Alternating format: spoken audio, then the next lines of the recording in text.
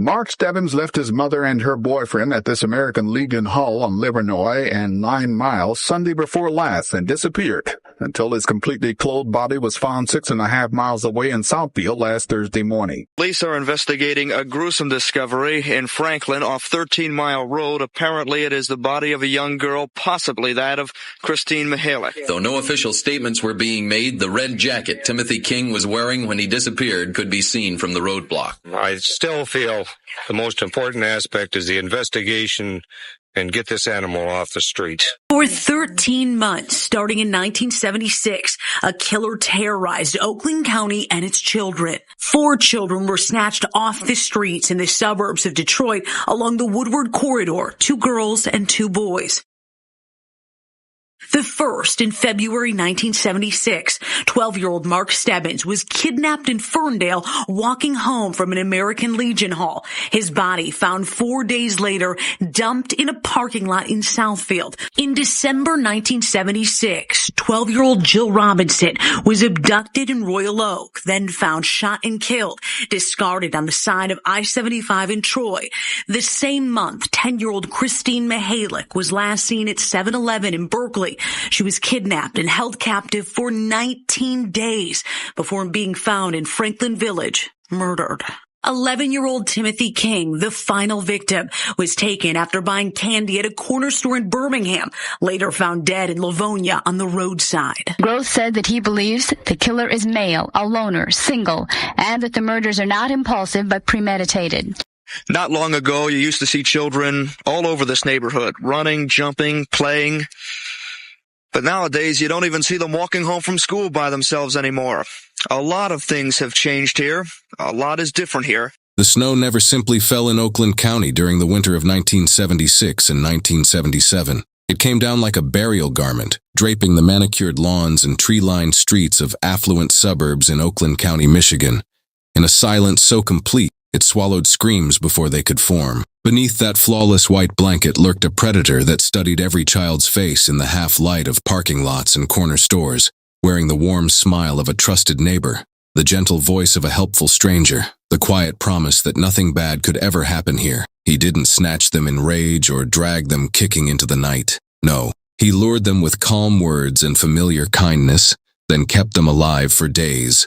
4 days, 6 days, 19 days, feeding them their favorite meals, bathing their small bodies with meticulous, almost loving care, dressing them again in freshly laundered clothes as though tucking them in for bedtime, all while the children slowly realized this vile man had no intention of ever letting them go home. When his fantasy finally sickened and broke, the monster carried their cleaned, broken bodies back into the snow like discarded dolls, arms folded neatly across their chests, eyes closed in perfect mocking peace, and laid them out in plain sight, a taunt, a signature, a warning that safety had never existed at all. And once it began, the terror never truly ended. 4 children, Mark, Jill, Christine, Timothy, were taken from the heart of the safest place on earth, held in a private hell of false tenderness, then returned to the snow as if to say, I was here the whole time. Playgrounds emptied. Doors that had never needed locks were bolted before dusk. Every blue gremlin created panic. Every stranger offering a ride became the face of death itself. Parents stopped letting their children walk 3 blocks alone. The snow kept falling, soft and endless. And somewhere beneath it, the Oakland Child Killer waited, smiling and patient as if the winter would never leave. After lunch on Sunday, February 15, 1976, Mark Douglas Stebbins, 12 years old and restless with the ordinary weight of a winter afternoon, decided to walk home from the American Legion Hall in Ferndale, a working-class neighborhood just south of Birmingham and Franklin. He had gone there with his older brother Michael, 15, to watch a pool tournament while their mother Ruth worked behind the bar. The clack of balls and low laughter of men filled the hall. But Mark was bored. He wanted to go home to watch the movie Destination Tokyo starring Cary Grant on television. He said goodbye to his mom and Mike and left at around 1:15 p.m. for the 3/4-mile walk home to 429 East Saratoga Street. He never made it. That evening around 11 p.m., Ruth Stebbins called the Ferndale Police Department, her voice tight with the first sharp edge of terror. She reported her boy missing. He had never done anything like this before. Just under 5 feet tall, Mark had strawberry blonde hair and blue eyes. Ruth told the dispatcher he was wearing a blue hooded parka, a maroon sweatshirt, Levi's jeans, and black rubber boots. A shy, sweet 7th grader at Lincoln Junior High School, he loved baseball and fishing. He dreamed one day of becoming a Marine. Now, Mark had dropped off the face of the earth. After a thorough search, Ferndale police told newspaper reporters they were not able to locate anyone who had seen Mark walking home, much less being abducted. They had even contacted the Shrine Circus. It had left Detroit Sunday night for a show in South Carolina, on the off chance he might have run away to join the circus. "This is not a routine missing person case, and we are quite concerned," Ferndale Police Chief Donald Geary said. He had no money or wallet on him. When police requested a photo of Mark to put on a missing poster, Ruth Stebbins said she had been struggling financially and hadn't had enough money to pay for school photos. She described Mark and his clothing: a blue parka with a fur-lined hood, a maroon sweatshirt, and blue Levi's jeans, to a police sketch artist who constructed a composite drawing. By Tuesday, the sketch and a description of Mark would be distributed in 5,000 flyers throughout Oakland County.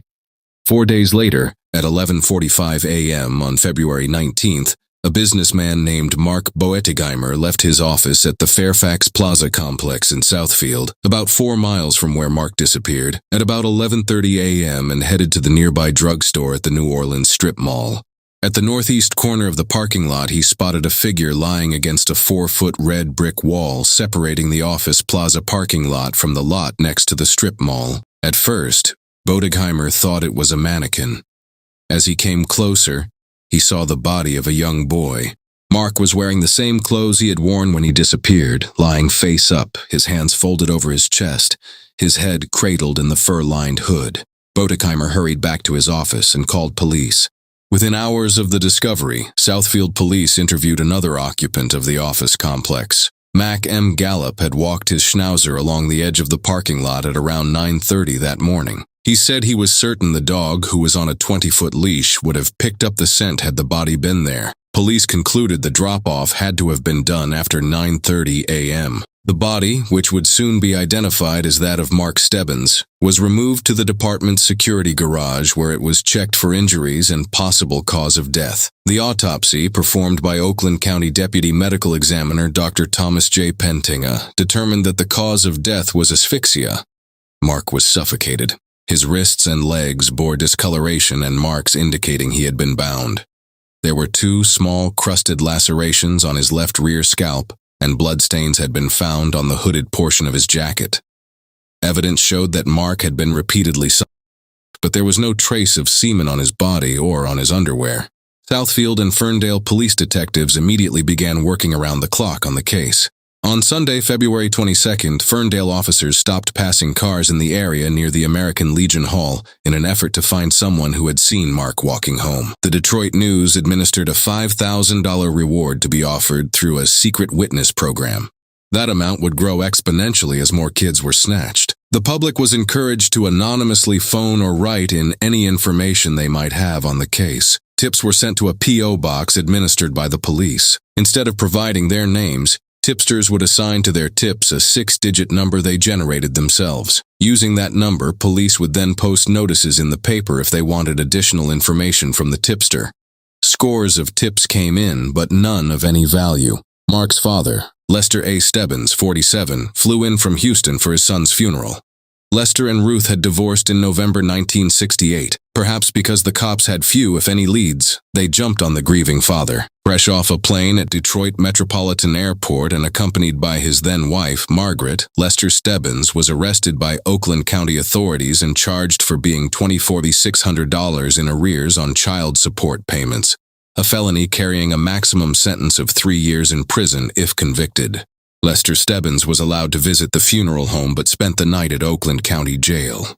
Released Sunday afternoon, Stebbins was allowed to attend his son's funeral on Monday at St. James Catholic Church.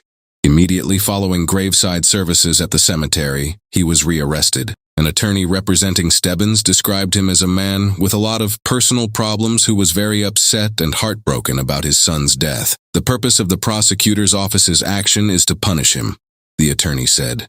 And if they prevail, the result would be imprisonment, which wouldn't improve the situation at all. A day after the funeral, someone placed a memorial prayer card from Mark's service in the parking lot where the body had been discovered. Initially, This was investigated in keeping with the long-standing theory that a murderer always returns to the scene. Later, it was determined a mourner had likely left it there. Mike Stebbins would never stop replaying the moment he let his little brother walk away alone. 3 blocks. Just 3 blocks. The blue hooded parka disappearing around the corner on that ordinary Sunday afternoon. The ordinary afternoon that became the beginning of forever. The murder of Mark Stebbins was the first of 4 interrelated crimes against children in the Woodward corridor. More than 10 months would pass before another would be reported. But the monster had already tasted blood and found it sweet. Jill Robinson, 12 years old, carried a storm inside her on the evening of Wednesday, December 22, 1976, but she refused to speak its name. Her mother, Carol, a single mother scraping by as a court reporting teacher, had been trying to pull dinner together in their Royal Oak kitchen when she asked Jill to help with the biscuits. Jill's refusal turned sharp. She stormed out the door in a huff. The newspapers would later paint it as a simple argument and a runaway girl, a version that carved fresh wounds into Carol's soul for decades. I just think I had it. I just said, well, Jill, if you don't like being here, why don't you just get your coat on and stand out in the front yard and think about it. And when you feel like talking about it, come on back in.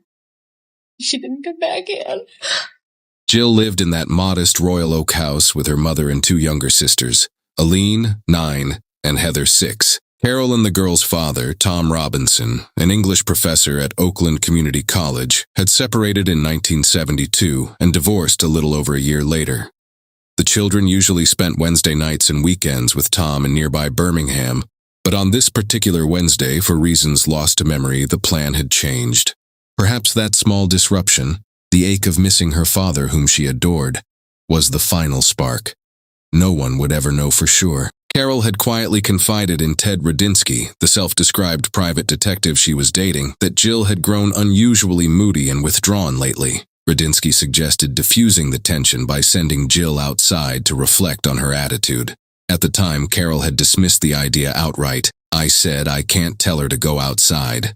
That's the craziest thing I ever heard. The weight of adolescence, the fresh divorce, the new house, the new school, the struggle to make friends, and the constant ache of missing her dad had been crushing Jill. She had even become fixated on her own death. A few months before she died, I was talking with her in her bed, saying her prayers with her, Carol remembered, voice cracking across the years. She had tears in her eyes, and I said, "Oh, honey, what's wrong?"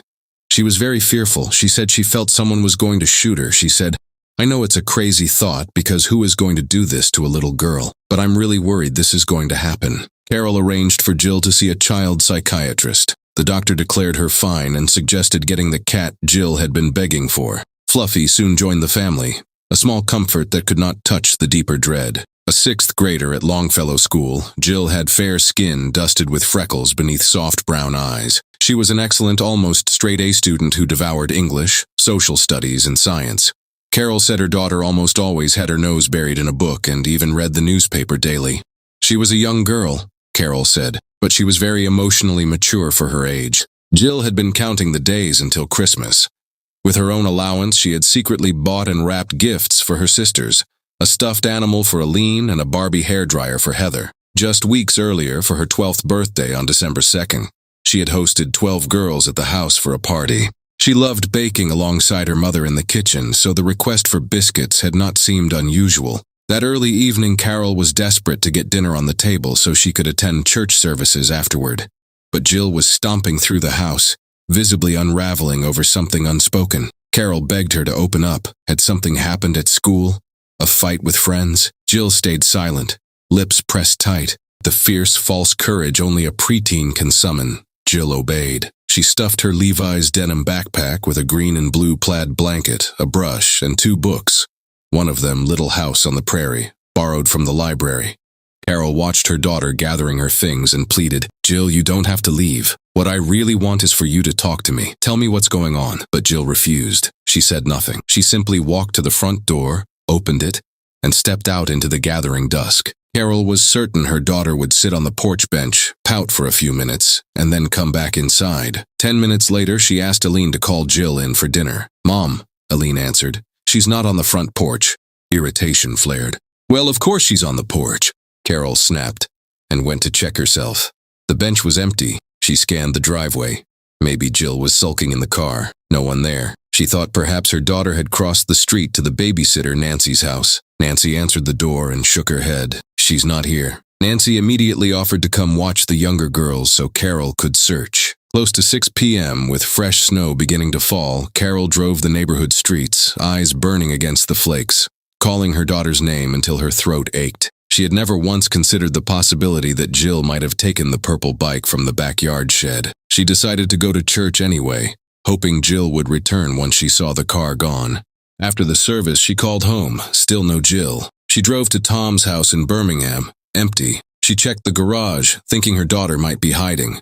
She phoned her parents, her sisters, every friend she could think of. By now, she was frantic, sick with a dread that clawed at her insides. At 11:30 p.m., Carol Robinson reported her daughter missing. Initially, the police treated Jill as a runaway. They said she is probably at a friend's house and will come home soon. Carol recalled, "I told them, you don't understand. She's not like that. She has never left. She just didn't do things like that." The next day, the police grew concerned. Describing what your child was wearing the last time you saw her is a surreal horror unlike any other. Carol's voice went flat and distant as she recited the denim jumpsuit, snow boots, bright orange winter parka, and blue knit cap with the zigzag yellow stripe. Both parents believed that if Jill was on her bike anywhere, she would be heading to her father's house in Birmingham. A witness confirmed the direction, telling police she had seen Jill riding past Tiny Tim's hobby shop near 13 Mile Road and Woodward Avenue heading north. Tom Robinson would later tell a reporter, "When she never showed up at my house, I became very concerned that something was wrong. I think she was already being held somewhere at that point." Thursday became an agony of waiting. Friday felt like living inside a coma. Finally, on December 26th, Jill's body was found in Troy, a few miles north of Royal Oak, on the shoulder of northbound I-75, a quarter-mile north of Big Beaver Road, within sight of the Troy Police Department. A motorist with a CB radio notified police of a girl's body at around 8:45 a.m.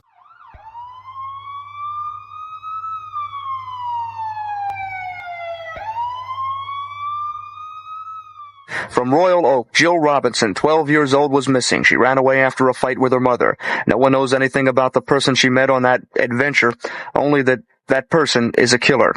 In 4 days, it was the day after Christmas. Her body turned up in Troy. She was dead of a shotgun blast to the head. She was still wearing her backpack, which still contained the plaid blanket but not her books. Jill had been killed by a single shotgun blast to the face.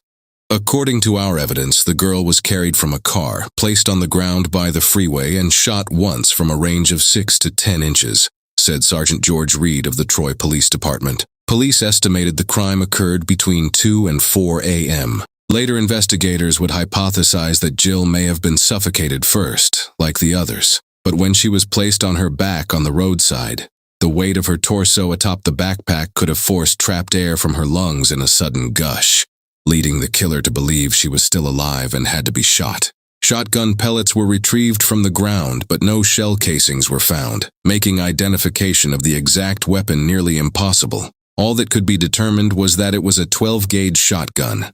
A cruel headline sliced straight into Carol's heart. Runaway girl shotgunned.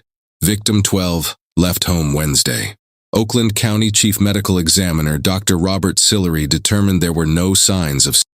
The media reported that Jill was wearing a lightly stained tampon, but to this day her mother insists Jill had not yet started her period. Her body was exceptionally clean, and so were her clothes. Jill's purple bike was found by a neighborhood boy around noon the day after her body was discovered, behind a store on North Main Street in Royal Oak near Euclid Avenue. It is not known how it got there, whether she rode it when she disappeared or whether the killer placed it there later as another silent taunt. Upon hearing the news, Tom Robinson said he had been expecting the worst. "After Jill's death, I was devastated," he said. "I can't say I wanted to die because I had 2 other kids, but it took the spark out of my life. I remember I just could not stop crying." Schools were closed for the extended Christmas holiday. Still, kids were kept indoors. 7 days after Jill's body was found, Deborah Ascroft, a young mother who worked at the Hartfield Bowling Alley on 12 Mile Road in Berkeley, placed the worst phone call of her life.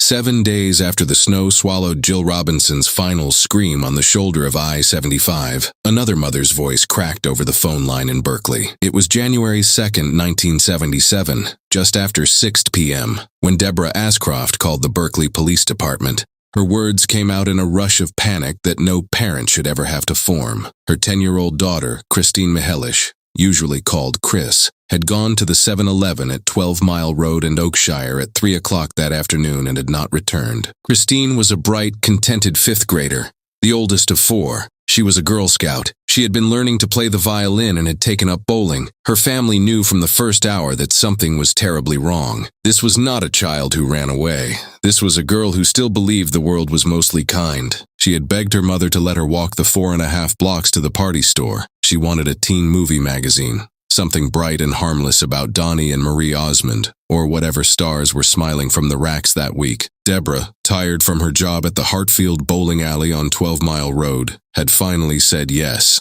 Christine promised to be careful crossing the busy road. She pulled on her blue snow jacket and stepped into the January cold. The clerk at the 7-Eleven, Kathy Carson, would later remember the girl clearly. She had sold her the magazine around 3 o'clock. Christine had paid, taken the bag, and walked back out into the winter light. That was the last confirmed sighting. By the time Deborah made the call, the sun was long down and the temperature was dropping towards single digits. Police swarmed the neighborhood. They traced every possible route between the house on Gardner Street and the store. They searched parked cars, trash bins, alleys, tool sheds, anywhere a small body could be hidden. A police helicopter chopped the freezing air above Berkeley, its spotlight sweeping across backyards and empty lots. CB radio enthusiasts formed spontaneous posses, engines idling in the parking lot of the Berkeley police station. Led by a man whose handle was Frogman, they fanned out across shopping centers, freeway ramps, and remote fields within a 10-mile radius. Staff and PTA members at Pattongill Elementary School worked through the night to create a child safety handbook that was later distributed to every parent. The rules were simple and heartbreaking. Never take a ride from a stranger. Never approach a car to give directions.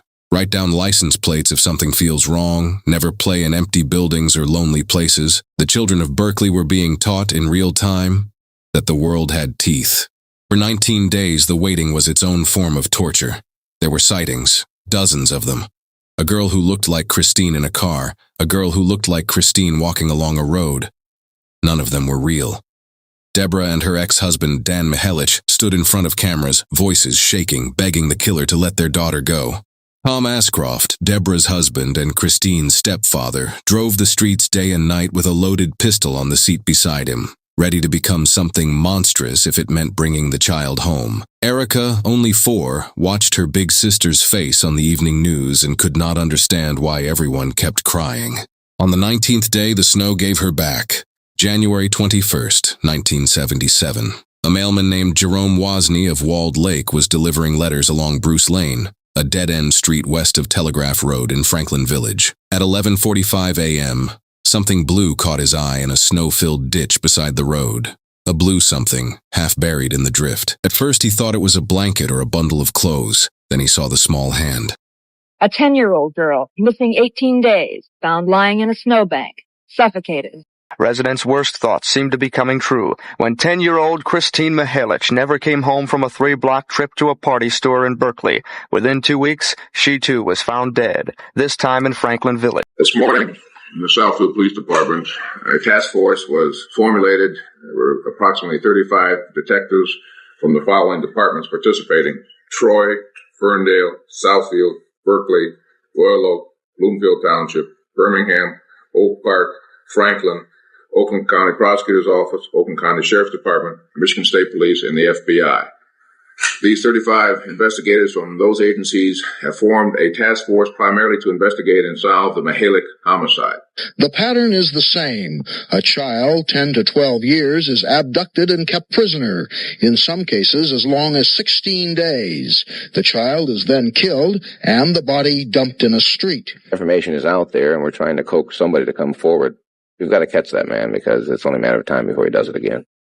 Wozni stopped his truck, backed up, and walked closer. When he realized what he was looking at, the cold seemed to crawl inside his bones.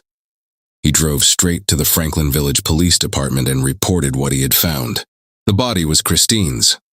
She was still wearing her blue snow jacket. She had not been frozen through. Medical examiners later determined she had likely been placed there less than 24 hours earlier. The snow had been her shroud for less than a day. She had been kept somewhere else, somewhere warm enough to preserve her, for more than 2.5 weeks. Dr. Robert Sillery performed the autopsy. Cause of death: asphyxia caused by smothering. The body showed no gross evidence of sex or penetration, yet Sillery reported finding sperm in both locations, an observation later disputed by state police laboratory technicians who could not confirm it on the prepared slides. The discrepancy would haunt the case for years.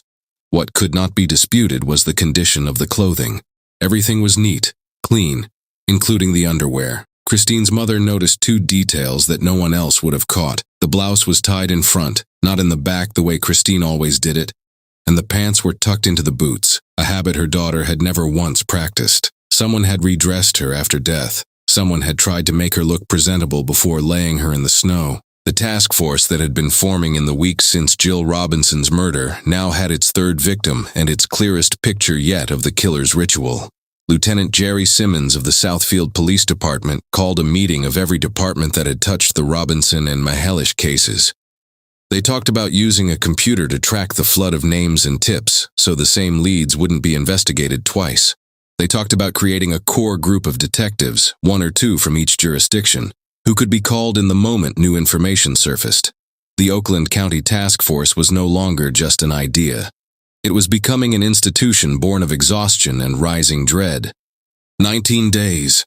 19 days of false hope and sleepless nights and parents driving their children to school in caravans. 19 days of a little girl being held somewhere in the dark while the snow fell and the world searched and the babysitter decided exactly how he wanted to give her back. The snow kept falling, and somewhere, in a house or a basement or a locked room no one had yet found, the shadow was already choosing its next child. March 16, 1977, Birmingham, Michigan. The weather had turned unseasonably warm that week, temperatures climbing to 70 degrees and melting away the last of the snow. It created the illusion of an early spring on the quiet, tree-lined streets. At 1509 Yorkshire Street, 11-year-old Timothy King, a straight-A 6th grader at Adams Elementary School, slim and athletic, with a paper route and dreams of a blue tracksuit, asked his older sister Kathy for 30 cents. He wanted to walk the 3 blocks to the Hunter Maple Pharmacy in the shopping plaza that bordered Woodward Avenue and Adams Road, and buy a candy bar. Kathy, 17, was getting ready to drive into Dearborn to see Jerry Lewis perform stand-up at a new hotel and conference center. Their brother Chris, who had turned 16 the day before, was babysitting in the neighborhood. Their other brother, Mark, 13, was at play practice at Darby Middle School. Their parents, Marion and Barry King, were at a client's house for a will signing and then dinner at Peabody's restaurant, less than 500 feet from the spot where their youngest son would vanish. Before leaving the house that evening, Marion had told Kathy they had finally agreed to let Tim stay home alone. He had been asking for weeks. Like every child in the area, he had been warned repeatedly about strangers. Kathy was buckling the strap of her shoe when Tim came into the room, stood in front of her and said, "You look pretty." She thanked him. He kept standing there, smiling. "Okay, what do you want?" she asked. He needed money for candy. He was saving his own paper route money for the blue tracksuit. Kathy told him to take change from the big tip jar on her dresser. When he came back downstairs, she told him she would leave the front door open and stressed that he be very careful crossing Adams Road. She never once considered the possibility that her little brother would cross paths with a serial killer. Tim left the house around 7:45 p.m. with his orange skateboard under his arm. Earlier that afternoon, he had been skating with 3 friends in the Chatham Market and Hunter Maple parking lots, riding the incline and sometimes hitting the brick wall. Kathy left for the show around 8. The house was quiet. Marion and Barry returned home about 9 o'clock, followed by Mark and Chris. Tim was not there. Marion got in the car with Chris while Mark and Barry stayed home in case the phone rang. They drove slowly through the neighborhood, checking friends' houses and scanning backyards. At one dark house, Chris wanted to knock anyway. Marion said no and began to cry. Chris understood in that moment. The clock was ticking. Later, unable to sleep, Chris went out to the garage, grabbed a baseball bat, and walked up to the Hunter Maple parking lot, furious and terrified in equal measure. The streetlights buzzed overhead. 3 or 4 cars sat in the lot. One was a blue AMC Gremlin with a white hockey stripe. Chris looked inside. Nothing. Kathy arrived home close to 2 in the morning. Every light in the house was on. She thought she was in trouble for staying out late. Instead, her parents pummeled her with questions. When she told them Tim had left hours earlier to buy candy, their faces changed forever. Age 11, 4 feet, 63 pounds. This is KHJU Portable. The time is 11:31 hours. Investigators will continue to work into the night, hoping to find a lead on Timothy King's whereabouts. Every available police officer in Birmingham was pressed into the search for Timothy King, hoping, praying that the youngster would be found alive. Timothy King's disappearance is still the rear door here at the Hunter Maple Pharmacy. This is where the youngster was last seen leaving at 8:30 Wednesday night, and authorities are saying that somebody must have seen something in that evening, and they're asking people to come forward. Birmingham Police Chief Roland G. Tobin set up a mobile command post in Poppleton Park, a 10-acre field with a tennis court and baseball diamond less than a mile from the King home. The post was an RV borrowed from a local dealership, positioned to serve as a landing zone for the Oakland County Sheriff's helicopter conducting air searches. That afternoon, Barry and Marion King stood in a marble-floored conference room inside the historic Birmingham Police Building and faced the cameras. Barry's voice was steady, but raw. I want to say hi to Tim. We love you, Tim. God bless you. Stay tough. I have one other statement to those persons or person who may be with Tim. I don't know if you have children or if you want to have some, but please treat Tim the same way you would your own kid. Talk to him. He's a talkative kid if you've spent some time with him. By Friday, the 3 older siblings were sent to school. Marion and Barry wanted them occupied. Kathy's friends tried to tell her maybe Tim had just run away for a couple of nights, but none of them believed it. If only he were the kind of kid who would run away. After a few hours, Kathy had to leave. As she drove home, she saw the low-flying helicopters and had to stop the car. She screamed her brother's name and broke down sobbing. When neighbors and friends came by the house, Kathy read the truth in their eyes. Life as they had known it was over. Everyone was thinking the same unspoken thing, that Tim was being subjected to something terrible while they sat inside with the lights on. On one of those endless nights, Kathy, Mark, and Chris sat in the basement with Kathy's best friend, speaking in hushed voices. Barry came downstairs to use the phone. He looked at the 4 of them and said quietly, "If you kids can live through this, you can live through anything." No one answered. There was nothing to say. Marion called her family in Nova Scotia and asked her sister Liz not to tell their mother, who suffered from multiple sclerosis and was confined to bed. Liz disagreed. She told their mother anyway. Through tears, the grandmother said, "Thank you for telling me. I deserve to be able to pray for Tim." From the first hour, police provided around-the-clock security at the house. One officer on day shift, another on night shift. Each family member was interviewed by the FBI. When the agent could not meet Kathy's eyes, she knew it was over. In the first 36 hours, roughly 90 detectives from 6 precincts, Ferndale, Southfield, Berkeley, Royal Oak, Troy, and Birmingham, worked house to house in 2-man teams, starting on Yorkshire Street and fanning outward. The police department received a report from a King family in the city of Birmingham that their youngest son, Timothy King, had not returned home. Timothy is 11 years old, and this report came in at midnight. We have an extensive search in the Birmingham area. We have utilized both the sheriff's office and we have also the task force that is presently working on the other crimes that have committed in the Oakland County area in our station and working at this time. How many officers is that, Chief? I would say that right now there are probably, as we get to noon, there will probably be close to 100 officers involved right now. Tips flooded in. Edith Raubacher had just finished grocery shopping at Chatham Supermarket Wednesday night. As she loaded her trunk, she saw a young boy in a red nylon jacket with emblems on it. The Birmingham Hockey Association jacket, talking to a man standing beside a blue AMC Gremlin with a white hockey stripe. The man had long dark hair, sideburns, was between 25 and 30, and had dark, swarthy, possibly Mediterranean features. From her description, police artists created a composite. Chief Tobin called a news conference to release it along with photographs of the Gremlin. Within days, any driver of a blue Gremlin in Oakland County was being pulled over repeatedly.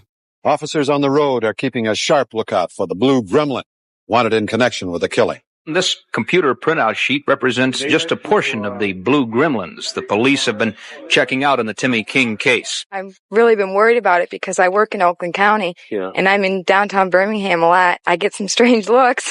You mean people driving by look at you funny? Yeah, they look in the car to see who's driving it. And when they see it's a girl, they usually, just say, oh, well. So my girlfriends came over one night and they said they saw a man out there looking in my car. Yeah. I came out for work one time and there was a guy looking out at my car, but that was it. You do get some strange looks. Yeah. Police tried to track every one of the 8,000 blue gremlins registered in Michigan, sending information request forms to departments statewide. Only 3,000 were ever checked. There were also false reports, one traced to a child trying to avoid a dentist appointment. On Friday, March 18th, 2 days into the disappearance, Oakland County Prosecutor L. Brooks Patterson authorized every local law enforcement agency to stop and search every vehicle on the streets of Oakland County after midnight. It was a drastic, blatantly unconstitutional measure born of desperation. Since the other 3 children had been dropped off within hours of being murdered and sometime after midnight, there was still a sliver of hope they might intercept the killer with Tim still alive. Over that Friday, Saturday, and Sunday between 2 and 6 a.m., 100 patrol officers concentrated on West Bloomfield, Bloomfield Township, and Troy. More than 2,000 cars were pulled over. Every driver cooperated without complaint. Nothing came of it. Police also enlisted nearly 1,100 Oakland County mail carriers for Operation Observation. The carriers were given the composite sketch and a detailed profile developed with psychiatrists, psychologists, and investigators. The person responsible was likely male, possibly working with another, aged 25 to 30, educated and intelligent, Caucasian, capable of holding a victim for days without detection, fanatically clean in both house and car, with little or no substance abuse. He likely had a work schedule that allowed freedom of movement, a white-collar job, abnormal sexual habits, and possibly undergoing or seeking psychiatric treatment. He lived or worked in Oakland County. By Saturday, March 19th, Birmingham police had received more than 600 tips. Within a week, the number would reach 4,000. Tipsters named priests, teachers, doctors, a state legislator, and a television newsman. Investigators from dozens of agencies worked 16-hour days, napping briefly before returning to the phones and files. Police in other states checked their sex crime records. U.S. Customs monitored border crossings. Assistant Prosecutor Richard Crease and Chief Tobin both urged the public to look at neighbors, friends, and relatives and consider whether anyone matched the profile. Tobin added that the killer might be a prominent or wealthy person people saw in shopping centers and assumed belonged there. He said the King family was bearing up exceedingly well. Tim would remain alive, held captive, for 3 more days.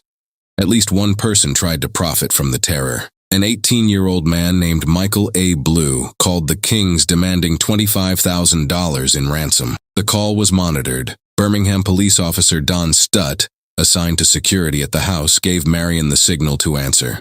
Within 24 hours, police staged a stakeout and watched Blue snatch a cloth bag filled with shredded paper. He was handcuffed within minutes. Police also obtained the names of every customer who had a prescription filled at Hunter Maple Pharmacy that night and began knocking on doors. Lenore Marzolino had been sitting in the back of the store waiting for her prescription when she noticed a man walking toward the back door. He paused, turned his head, and looked back at the candy aisle where a few children were milling about. When she later saw the composite sketch on television based on Raubacher's description, she thought it resembled the man in the drugstore. At the police station, she told a sketch artist the nose was a little bigger and the man had long sideburns. When Raubacher was shown the second drawing, she agreed it bore an even stronger resemblance to the man she had seen talking to the boy in the parking lot. 6 days later, on the night of March 22nd, 2 young men from Detroit, 17-year-old Darrell Wilkinson and 21-year-old Olaf Peterson, were making a U-turn on Gill Road near 8 Mile in Livonia around 11 o'clock. Their headlights swept across a shallow ditch and caught something red. It was the sleeve of Tim's red hockey jacket.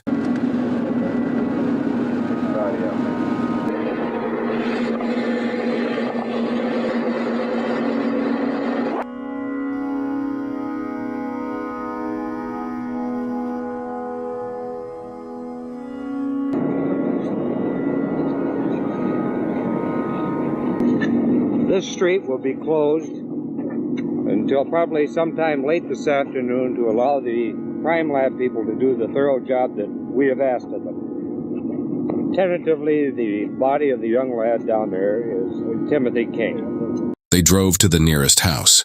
Retired tool and die maker Les Davis answered the door, told them to wait on the porch, and called Livonia police. Last night it was about 11 o'clock when two teenage boys from Detroit had driven down Gill Road. They'd gotten this far, about 200 yards south of 8 Mile Road. They spotted the body of Timothy King. They went to that house back there, another 200 yards, and told their story to Lester Davis. Well, the cat was out at 10:30, about a half an hour before this whole thing occurred, and then the boys knocked on the door, and they said they saw the cat. I says, well, now, wait a minute, hang in there. And at that time of night, I wasn't about to let anybody in the house. It was, about 11 o'clock. The cat got out at 10 o'clock, and I didn't let him in. I said, well, you guys just hang in there. Went down there, and there it was. So that was it, and so I came back in the house. Do you think the boy could have still been alive when he was dumped there? Well, I don't know. I was up all night, and I'm not a doctor. I don't doubt anybody's word of what they say, but I did see the doctor lift his arm up. When I first went down there, the boy's arm was behind him. He was laying on his left cheek, and his body left side to the mud, which was more or less frozen at that time of night because of the cold weather. And then I noticed that the arm had been moved. And then I heard that the fire department had been there to check over to see if he was dead. And I will never doubt the word of a fireman. They know. These guys are our greatest. And they said he was dead, so he was. When officers arrived within 3 minutes, Davis led them to the ditch with his flashlight. The boy lay face down. Only a few feet away, the orange skateboard had been tossed like a deliberate taunt. Davis would later tell a reporter he was afraid he would see that child's face for the rest of his life. Because the body was in Wayne County, investigators from both counties swarmed the scene while media trucks pressed against the cordon. Detectives begged reporters to hold any broadcast until positive identification. The request was ignored. Emergency lights painted the night in red and blue. Radios crackled. Somewhere in Birmingham, Marion King sat on the living room couch with Kathy and two friends, watching a small black and white television that had been moved onto the coffee table for distraction. Johnny Carson was on. A banner scrolled across the bottom of the screen. The body of a young boy has been found on the side of Gill Road in Livonia. Barry, trying to rest in the bedroom, heard the same report on the radio. Close to 3 a.m., police cars pulled up at the King's house. Barry and Marion sat on the couch holding hands. Chief Tobin sat beside them and told them what they already knew. Later, Marion insisted on being the one to identify her son. She rode 15 miles in silence to the Wayne County morgue with Officer Don Stutt, Sergeant Jack Kalbfleisch, Detective Joseph Crease, and the family's parish priest. On a black and white monitor, the image flickered into focus. Tim's body under a white sheet, only his face visible, gray as concrete. Dr. Werner Spitz asked for the record. Mrs. King, is that Timothy King? She answered, yes. That's my son, Tim. Then she collapsed in tears. Death was caused by suffocation. Basically, that's it. Were there any bruises on the body? There were some marks for binding of the hands and feet, yes.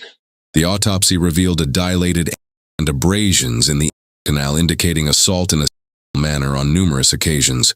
Though no semen was recovered, there were scrapes at the margins of the mouth, scratches on the inner lining, and a bite mark on the tongue.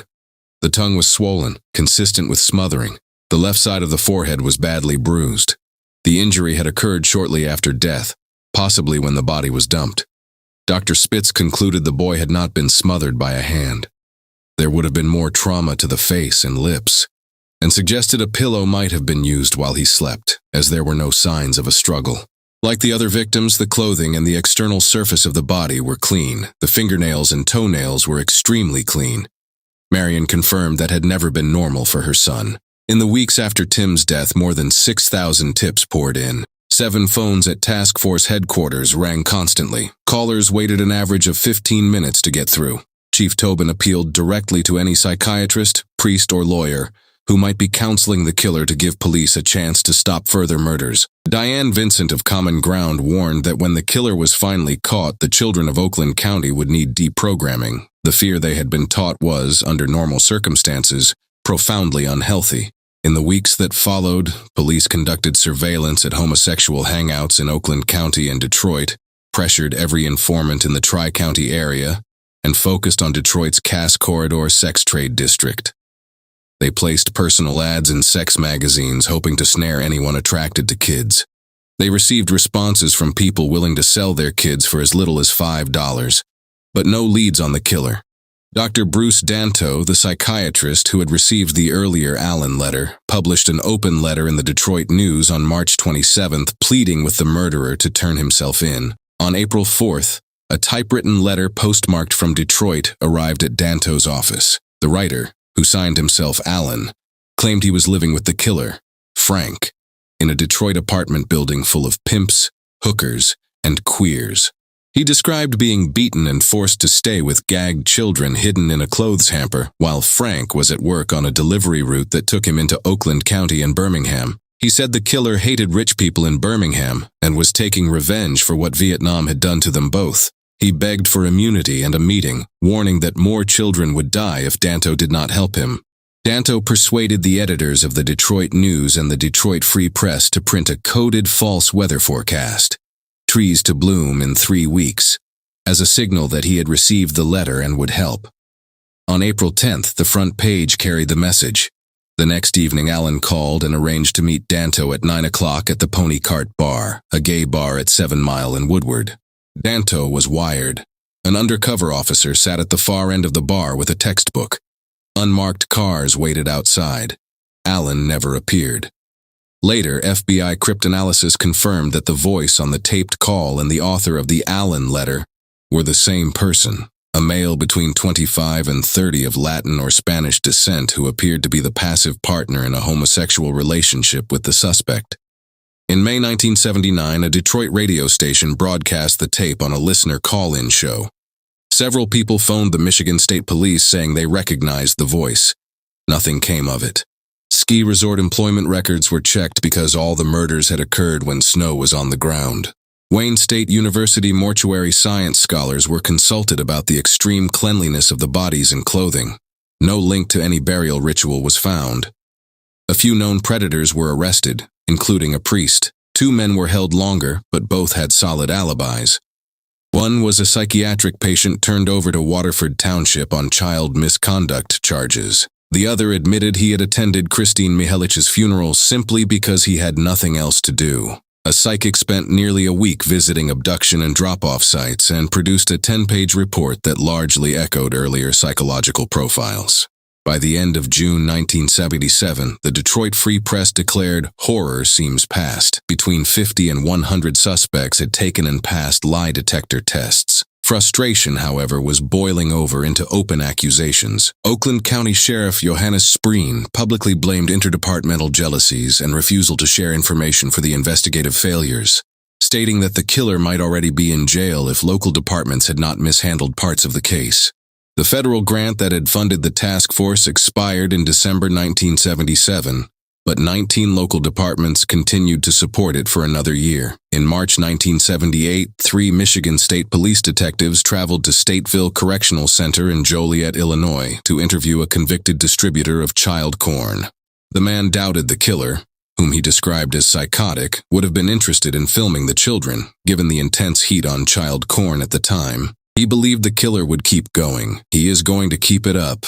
Just why in the hell does he do it all in one locality except he is screaming for you to catch him? By March 1978, the task force had received more than 15,000 tips and cleared nearly 9,500. The remaining 5,500 were labeled low priority. At the end of 1978, the task force ran out of money and was scheduled to shut down. Commander Robert Robertson defended the effort. This has been an extremely difficult case. There is not a case like this in the free world. After roughly 5,000 interviews and nearly 18,000 tips, not a single suspect had been charged. The files were packed up and stored at Michigan State Police 2nd District Headquarters in Northville. On December 12, 1978, the Oakland County Child Killer Task Force officially ceased operations. The Oakland Child Killer had taken 4 children. 4 bodies returned with the same ritual precision. 4 families broken in ways that could never be mended. The monster was still out there, moving through ordinary days and ordinary parking lots, already choosing when he would strike again. Between 1974 and 1982, fear learned how to travel. It moved quietly from city to city, crossing county lines and state borders, settling into alleyways, parking lots, service roads, bus stops, laundromats, apartment stairwells, and the narrow spaces behind ordinary buildings where light failed and witnesses rarely lingered. In Kalamazoo, women stopped walking alone after dark. In Ann Arbor, police began to recognize patterns they could not yet name. In Detroit and its surrounding suburbs, Ferndale, Southfield, Inkster, residents whispered about a man no one could describe clearly, only the damage he left behind. In Houston, Texas, the violence arrived like a second climate, woven into the humidity and neon and freeway exhaust, stacking bodies into drainage ditches, vacant lots, wooded patches near apartment complexes, and roadside embankments. Different cities, different victims, the same signature, the same quiet disappearance, the same ending. Years later, the man responsible would offer an explanation so simple it sounded almost childish, and so empty it felt worse than any confession. He said he killed women because he could see evil in their eyes. Not rage, not jealousy, not revenge. Evil. He told investigators that some people carried something dark inside them, something visible only to him. He claimed he could recognize it in their faces, in the way they looked at him, in the moment their eyes met his. He did not describe it as hatred or fear. He described it as contamination, a stain, a signal. And when he saw it, he said the killing felt necessary, not emotional, not impulsive, necessary. One of his own defense attorneys later admitted that being alone in a room with him felt wrong, in a way she could not explain to colleagues or judges or reporters. She said his presence changed the temperature of the air. That conversation stalled. That her instincts, sharpened by years of violent offenders, told her this man was different. Eventually, she began wearing a crucifix to meetings with him, letting it rest against her chest like a fragile piece of armor. Not as a symbol for court, not for the press, but for herself, because she believed he was evil, not metaphorically, literally. Inside interrogation rooms, long after the cities had learned his name, the man did not posture or brag or smile for cameras. He spoke quietly, flatly, like someone describing the weather. A detective once asked him a question that should have had a number attached to it.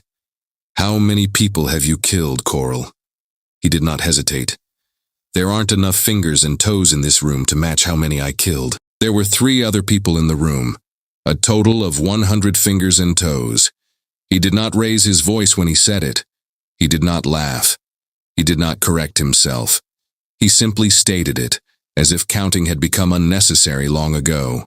By the time courts began untangling what he had done, entire timelines were already stained beyond repair. Mothers had aged waiting for answers. Sisters had memorized police case numbers. Survivors slept with lights on. Had buried women whose killers were never named out loud. And through it all, the man who left them behind insisted that he was not a monster, only a man who could see evil when no one else could, and who believed it was his job to erase it. Coral Eugene Watts was born on November 7, 1953, in Killeen, Texas, to Richard Watts and Dorothy Mae Watts. His childhood was unstable from the beginning. His family moved repeatedly between Texas, West Virginia, and Michigan, never remaining in one place long enough for any sense of permanence to form. By elementary school, Watts had already lived in multiple states, cycled through different schools, and developed a pattern of social isolation. In 1961, when he was 7 years old, Watts was hospitalized for an extended period after contracting both meningitis and polio. He nearly died. The illness left him bedridden for months. When he returned home, family members and teachers later reported a drastic change in his behavior. He became quiet, withdrawn, emotionally flat, and detached from other children. By his early teenage years, the behavioral changes had deepened into something more alarming. In 1969, when Coral was 15 years old, he carried out what investigators and later psychiatric evaluators identified as his first known violent attack on a woman. The victim was a young woman named Joan Gave. Instead of being arrested, Watts was referred to the Lafayette Mental Clinic in Detroit after admitting to violent thoughts toward women. During psychiatric interviews, he told clinicians that he fantasized about attacking women and that he felt driven by urges he could not control. He described recurring violent dreams. He admitted he felt no guilt when imagining harm. The psychiatric evaluation concluded that Watts was not psychotic and understood the difference between right and wrong. However, doctors diagnosed him with severe impulse control disorder, paranoid personality traits, and pronounced antisocial tendencies. One evaluator wrote that Watts exhibited a complete lack of remorse and emotional coldness. Another report warned that he presented a serious danger to the public and had a high probability of future violent behavior. Clinicians noted that he described feelings of satisfaction when imagining attacks. Despite these findings, Watts was not institutionalized long-term. He was placed in outpatient treatment. On November 7, 1969, his 16th birthday, Coral Watts was released. No monitoring conditions were imposed. No long-term supervision followed. As he entered adulthood, Watts struggled to function in ordinary life. He moved frequently, staying with relatives or acquaintances. He enrolled briefly at Western Michigan University, but did not complete his studies. He drifted between short-term jobs in warehouses, janitorial work, and manual labor. Employers later described him as quiet, distant, and unsettling. He formed no lasting relationships. He lived alone when possible and avoided social contact. Police records from the early 1970s documented repeated encounters with Watts for suspicious behavior, stalking complaints, and assaults that did not result in long prison sentences. Survivors described the same pattern: being followed, approached silently, attacked from behind, and choked until losing consciousness. Watts was arrested multiple times but consistently avoided long incarceration. In 1974, he was arrested again after a violent assault and ordered to undergo further psychiatric evaluation. Doctors reaffirmed their earlier conclusions. One psychiatrist documented that Watts stated he felt good after hurting women. Another evaluation concluded that he was clearly dangerous, incapable of forming emotional bonds, and likely to continue violent behavior indefinitely. Still, he was released. By his early 20s, Coral Watts had accumulated a record of repeated violent attacks, formal psychiatric warnings, and documented homicidal ideation. He had been labeled dangerous by multiple clinicians, encountered law enforcement numerous times, and demonstrated a consistent pattern of predatory behavior. He remained free. On the morning of October 25, 1974, Lenore Knizaki was alone inside her apartment on Catherine Street, a short walk from Western Michigan University's campus. It was just before 11 o'clock. The building was quiet when a knock came at her door. She slid the chain into place and opened it a few inches. A young man stood in the hallway. He was neatly dressed, soft-spoken, and calm. He asked a simple question: whether a man named Charles lived there. Knizaki told him no one by that name rented her apartment. Trying to be polite, she suggested he check with neighbors down the hall.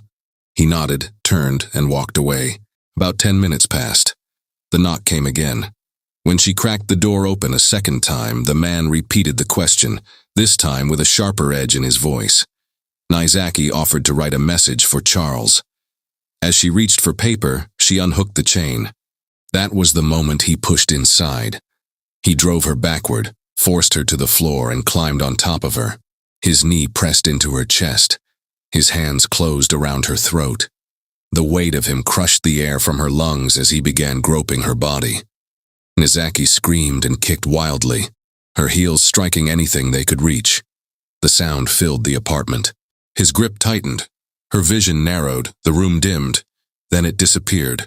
Later, she would say the last thing she remembered was a blurred outline of him standing up, turning, and leaving her there on the floor. When she regained consciousness, the apartment was silent. The man was gone. 4 days later, residents near the Stadium Drive apartment complex, several blocks south of campus, reported a stranger lingering outside their buildings. He knocked on doors. He asked for a man named Charles. Tenants called police to complain about the same question, delivered by the same man, moving from door to door. At 1:44 in the afternoon, on October 30th, 1974, police were called to an apartment at the Stadium Drive complex in Kalamazoo. Inside, they found 19-year-old Gloria Steele dead on the floor of her living space. Steele was a psychology student at Western Michigan University. She was also a young mother, raising a small daughter while trying to keep up with classes. By the time authorities arrived, her body had already begun to cool. The injuries told the story. She had been stabbed again and again, 33 times, most of the wounds driven into her chest with crushing force. Her throat had been collapsed, the cartilage of her windpipe shattered so completely that breathing would have been impossible within moments. The weapon was not a kitchen knife or something taken from her home. It was a wooden carving tool. The handle had snapped during the attack. What remained was buried deep along her spine, still lodged there when investigators finally documented the scene. There were no signs of sexual assault. Nothing had been taken. No drawers pulled open, no valuables disturbed. Whoever killed her had not come to steal. That morning she had returned from a job interview at the Upjohn Company. She had been offered the position. She told her family she finally felt hopeful. She never made it to her first day. When police examined the apartment, they quickly realized something was wrong. Friends and relatives, rushing in after discovering her, had already been inside. The room had been touched, items moved, blood disturbed, possible hair, fingerprints, and shoe impressions compromised. There was even suspicion that her body had been shifted before authorities arrived. The medical examiner estimated Gloria had been killed sometime between 11:30 in the morning and 1:30 in the afternoon. Nearly 2 hours had passed before her body was officially documented. The carving tool was still there, buried in her back. John Cease, the longtime chief of Western Michigan University's police department, believed Coral Eugene Watts was responsible. He said the method, the timing, and the earlier door knock attacks all pointed in the same direction, but without clean evidence, the case stalled. Cease later said he had worked more than 150 homicide scenes in his career. None of them looked like this. He described Gloria Steele's apartment as the most violent crime scene he had ever entered, a place where rage had been applied methodically, over and over until there was nothing left to save. 2 weeks after Gloria Steele was murdered, Coral Watts returned to the same hunting ground. On November 12, 1974, Diane Williams noticed the same black man loitering around her neighborhood. She was 23 years old and managed an apartment complex on the 1600 block of Gull Road in Kalamazoo Township. From her office window, she watched the man drift through the property with no clear destination, moving slowly between buildings as if he had nowhere to be. Tenants had mentioned him before. He had wandered the grounds on earlier days, stopping residents to ask the same question. He was looking for Charles. At 12:12 p.m., he knocked on her door. Williams answered cautiously. He asked if she knew where Charles lived. Trying to be helpful, she offered him a scrap of paper so he could leave a note. Before she could react, he ripped the paper from her hand and shoved the door open. He went straight for her throat. His fingers closed around her neck as he forced her backward into the apartment, dragging her away from the doorway. He threw her onto the couch, then onto the floor. The attack was sudden and brutal, his weight pinning her as he tried to silence her. Williams fought with everything she had, clawing and striking, refusing to go limp. Then the phone rang. The sound cut through the struggle. Thinking fast, Williams knocked the receiver from its base. Her screams tore through the open line. On the other end was her husband's secretary, who heard the violence unfolding in real time. The attacker panicked and fled the scene. Shaking, Williams staggered to the window and watched him climb into a tan Pontiac Grand Prix before speeding away. She called police immediately and gave them the vehicle description. Investigators tracked down similar cars and assembled a lineup of 8 men. Williams studied their faces carefully. So did Lenore Knizaki. Both women pointed to the same man, Coral Eugene Watts. He was arrested on November 16, 1974, and charged with assault and battery in both attacks. 2 days later, Watts admitted he had been at the Stadium Drive apartments on October 29th, the day before Gloria Steele was murdered. He denied killing her. He offered to take a polygraph test. Then he asked for a lawyer. Records show he was released that same day. On November 21st, he was arrested again, this time for stealing plywood from Western Michigan University. He refused to speak. He posted bond. He walked out again. On December 6th, Watts sat across from a presentence investigator named Ronald Freemeyer. This time, he talked. Watts admitted he had attacked at least 15 other women. He described his victims as thin, young, and white. He claimed the assaults were frequent, nearly 2 each week. Then he stopped and demanded an attorney. Roman Plaschak met with him privately for more than half an hour. When he emerged, Plaschak made his position clear. Watts wanted to commit himself voluntarily to Kalamazoo Mental Hospital. Plaschak also issued a warning. Watts should not be allowed back on the street. On December 12, 1974, Detroit police entered Coral Watts's home on the 2200 block of Parker Street with a search warrant in hand. They moved room to room, opening drawers and closets, cataloging what they found. Several wood-handled carving tools were recovered, implements capable of inflicting the type of wound seen on Gloria Steele. But there was nothing that could legally anchor him to her murder. No blood, no fingerprints, no physical trace that could survive scrutiny in court. He remained untouchable. 6 days later, on December 18th, Watts stood before the 9th District Court to be sentenced for stealing plywood from Western Michigan University. The judge gave him a choice: 45 days in jail or confinement at Kalamazoo Mental Hospital. Watts did not hesitate. He chose the hospital. It was there that he began to understand how Michigan's system truly worked. The hospital was not punishment. It was insulation. His second extended stay became something close to comfort. He played pool. He joined basketball games. He ate regularly. Doctors examined him, documented him, categorized him. One of them was Dr. James Catilius. Catilius noted that Watts displayed no hallucinations, no religious beliefs, no paranoia, no delusions, no belief in supernatural forces or hidden enemies. His thoughts were orderly, his memory intact, his mind clear. Catilius also knew Watts had previously been evaluated at the Lafayette Mental Clinic and was aware that Watts believed he might already have killed 1 or 2 women. After reviewing everything, Catilius diagnosed him with antisocial personality disorder, writing that Watts was impulsive, incapable of learning from consequences, and inclined to shift blame for his crimes onto others. The diagnosis framed him as defective, but not insane. Watts, however, was learning. On January 8, 1975, hospital staff found him hanging from a short cord torn from a laundry bag. A nurse cut him down. He never lost consciousness. The attempt appeared staged, measured, insufficient to kill him, but effective in extending his stay and reinforcing his image as unstable. Watts walked out of the Kalamazoo County Jail on August 24, 1976, and returned to Inkster, moving back in with his mother and stepfather, as if nothing had followed him home. He fathered a child with a woman he had known since childhood, denied the baby was his, disappeared, and was later ordered by a judge to pay child support after she learned through a newspaper that he had secretly married someone else. His new wife soon watched him deteriorate at night, thrashing in his sleep, falling to the floor, waking aggressive and unreachable, as if locked in combat with something invisible. He lost his job, abandoned basic hygiene, destroyed household objects with knives, rejected religion, controlled what she wore, and began vanishing for hours after sex, returning shaken and silent.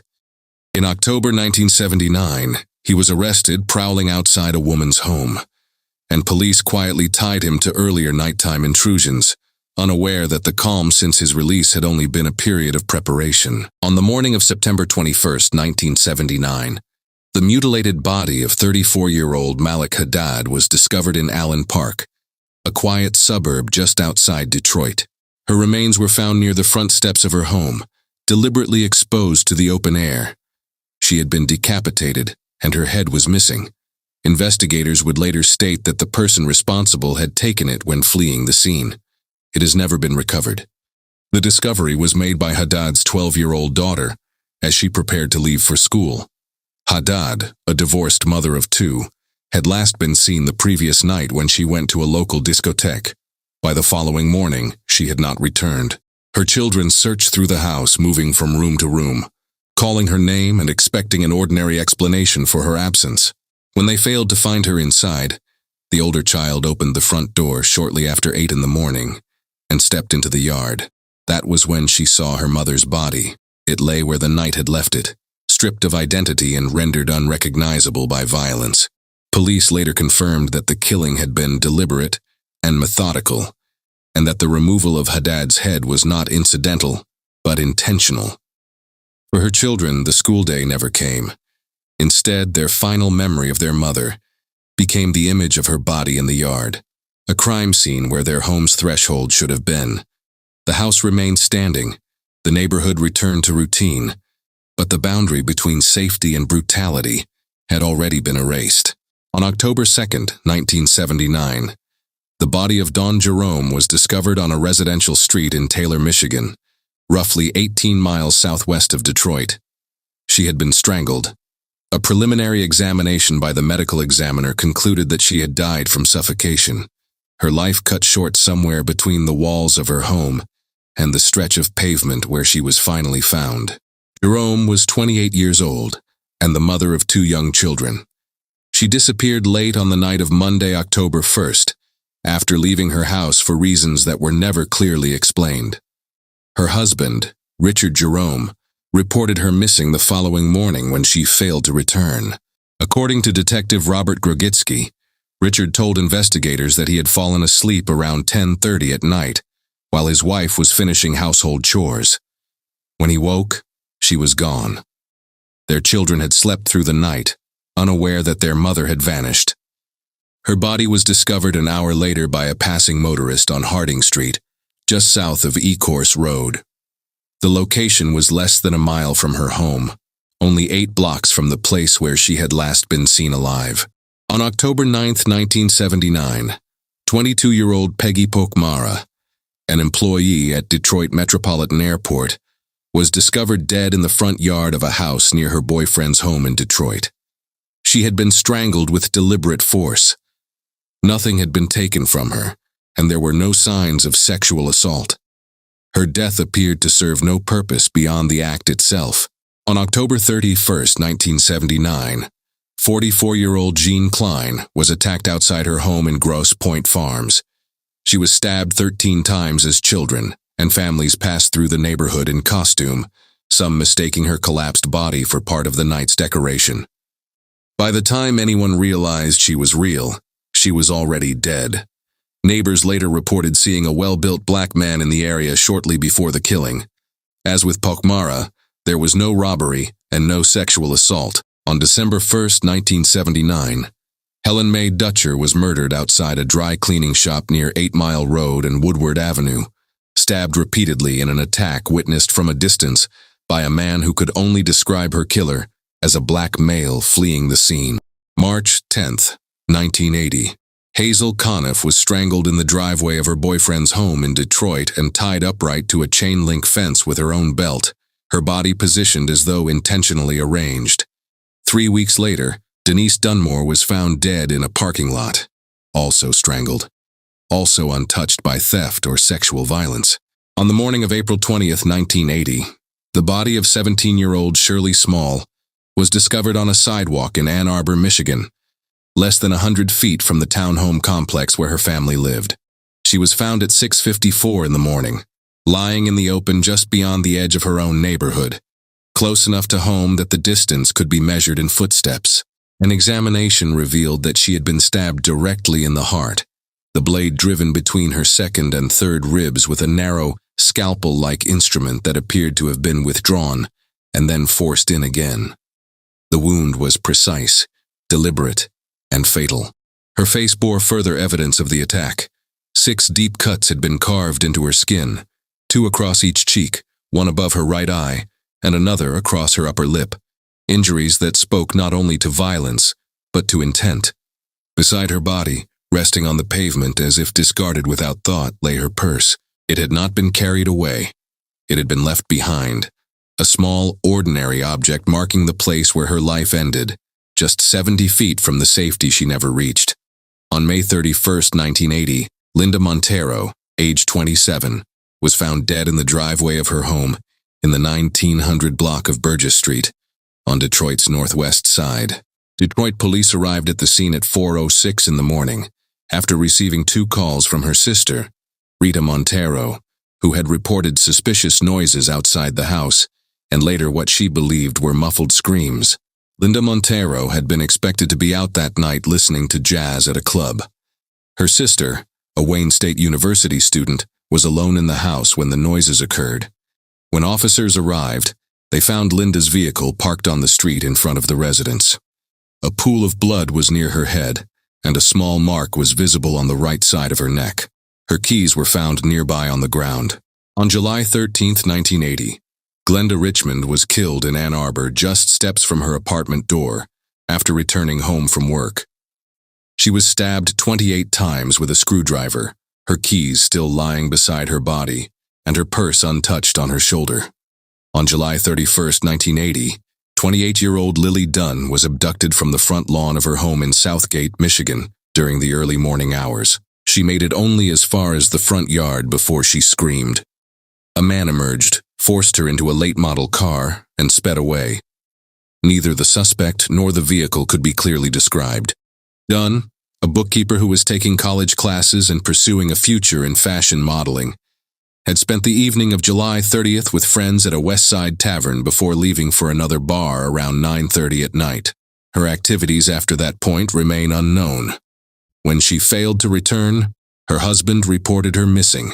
Southgate police contacted federal authorities after she had been gone for 48 hours, and the case was officially classified as a kidnapping. Investigators questioned more than a dozen people, but were unable to establish a motive or identify a suspect. FBI spokesman John Anthony stated that the leading theory was that Dunn had been abducted for sexual purposes, and that she might still be alive. He also acknowledged that the crime could have been a random attack. Weeks later, Ontario Provincial Police recovered a severed human left arm at the mouth of the Detroit River. The limb, cut above the elbow, was sent to a federal laboratory in Washington, along with Dunn's fingerprints for comparison. Authorities said they hoped to determine within several weeks whether the arm belonged to her. Dunn's family remained in a constant state of uncertainty, maintaining a vigil at home while waiting for news. To this day, she has never been found. Later that day, 22-year-old Irene Kondratowicz was attacked in Windsor, Ontario, Canada. She was grabbed from behind by an unknown man who slashed her throat before fleeing the scene. Kondratowicz survived the assault, but was unable to provide police with a description of her attacker. Less than 30 minutes after the reported time of the attack, a 1978 brown Pontiac Grand Prix was photographed by United States Customs authorities as it crossed the border from Windsor into Michigan. The timing placed the vehicle's entry into the United States shortly after Kondratowicz had been wounded, creating a point of interest for investigators reviewing cross-border activity that night. On September 14, 1980, Rebecca Greer Huff, a graduate student at the University of Michigan, was murdered outside her apartment in Ann Arbor. After returning from an evening with friends, she was stabbed 54 times, many of the wounds driven directly into her heart and lungs. Her death finally forced authorities to acknowledge a pattern. The press named the unseen figure responsible the Sunday morning slasher. Investigators in Ann Arbor eventually began to understand that the killings were not isolated events. A consistent pattern had formed. The victims were young white women who were intercepted outdoors, usually near apartment buildings during the same narrow window of time in the early morning hours of Sunday. News of the pattern reached beyond Ann Arbor. In Detroit, Police Sergeant James Arthur recognized familiar details that echoed an older case from 1969, when a teenage newspaper carrier had attacked a young woman named Joan Gave. Arthur contacted authorities in Ann Arbor and passed along the identity of the suspect from that earlier assault, Coral Eugene Watts. The name was entered into their growing pool of possible offenders as the search for the killer widened. On October 6, 1980, 20-year-old Sandra Dulpe was assaulted on Lincoln Avenue in Windsor, Ontario. While walking home from night school, she had nearly reached her house, only 2 doors away, when she became aware of footsteps closing in behind her. Moments later, she was struck from the back. A knife pierced her left shoulder blade with such force that it fractured 2 ribs, collapsed a lung, and carved a wound nearly 3 inches wide, less than an inch from her heart. The attack continued after she fell. She suffered a deep slash along the right side of her neck, a separate stab wound to her left shoulder, and 2 long cuts across her face that ran from her mouth toward her ear. The blade severed her external jugular vein and the sternocleidomastoid muscle. It also damaged her spinal accessory nerve and facial nerve, leaving lasting neurological injuries. Delpe survived, but the trauma permanently impaired her ability to eat normally, lift her arms, and turn her head. Later, she told investigators that she believed she had seen her attacker earlier that same day. She recalled noticing a man sitting at a bus stop and later inside a brown car parked outside her school as she was leaving. Records from U.S. Customs showed that a brown Pontiac Grand Prix was photographed crossing from Canada into the United States at approximately 2:15 in the morning, placing a similar vehicle near the border shortly after the time of the assault.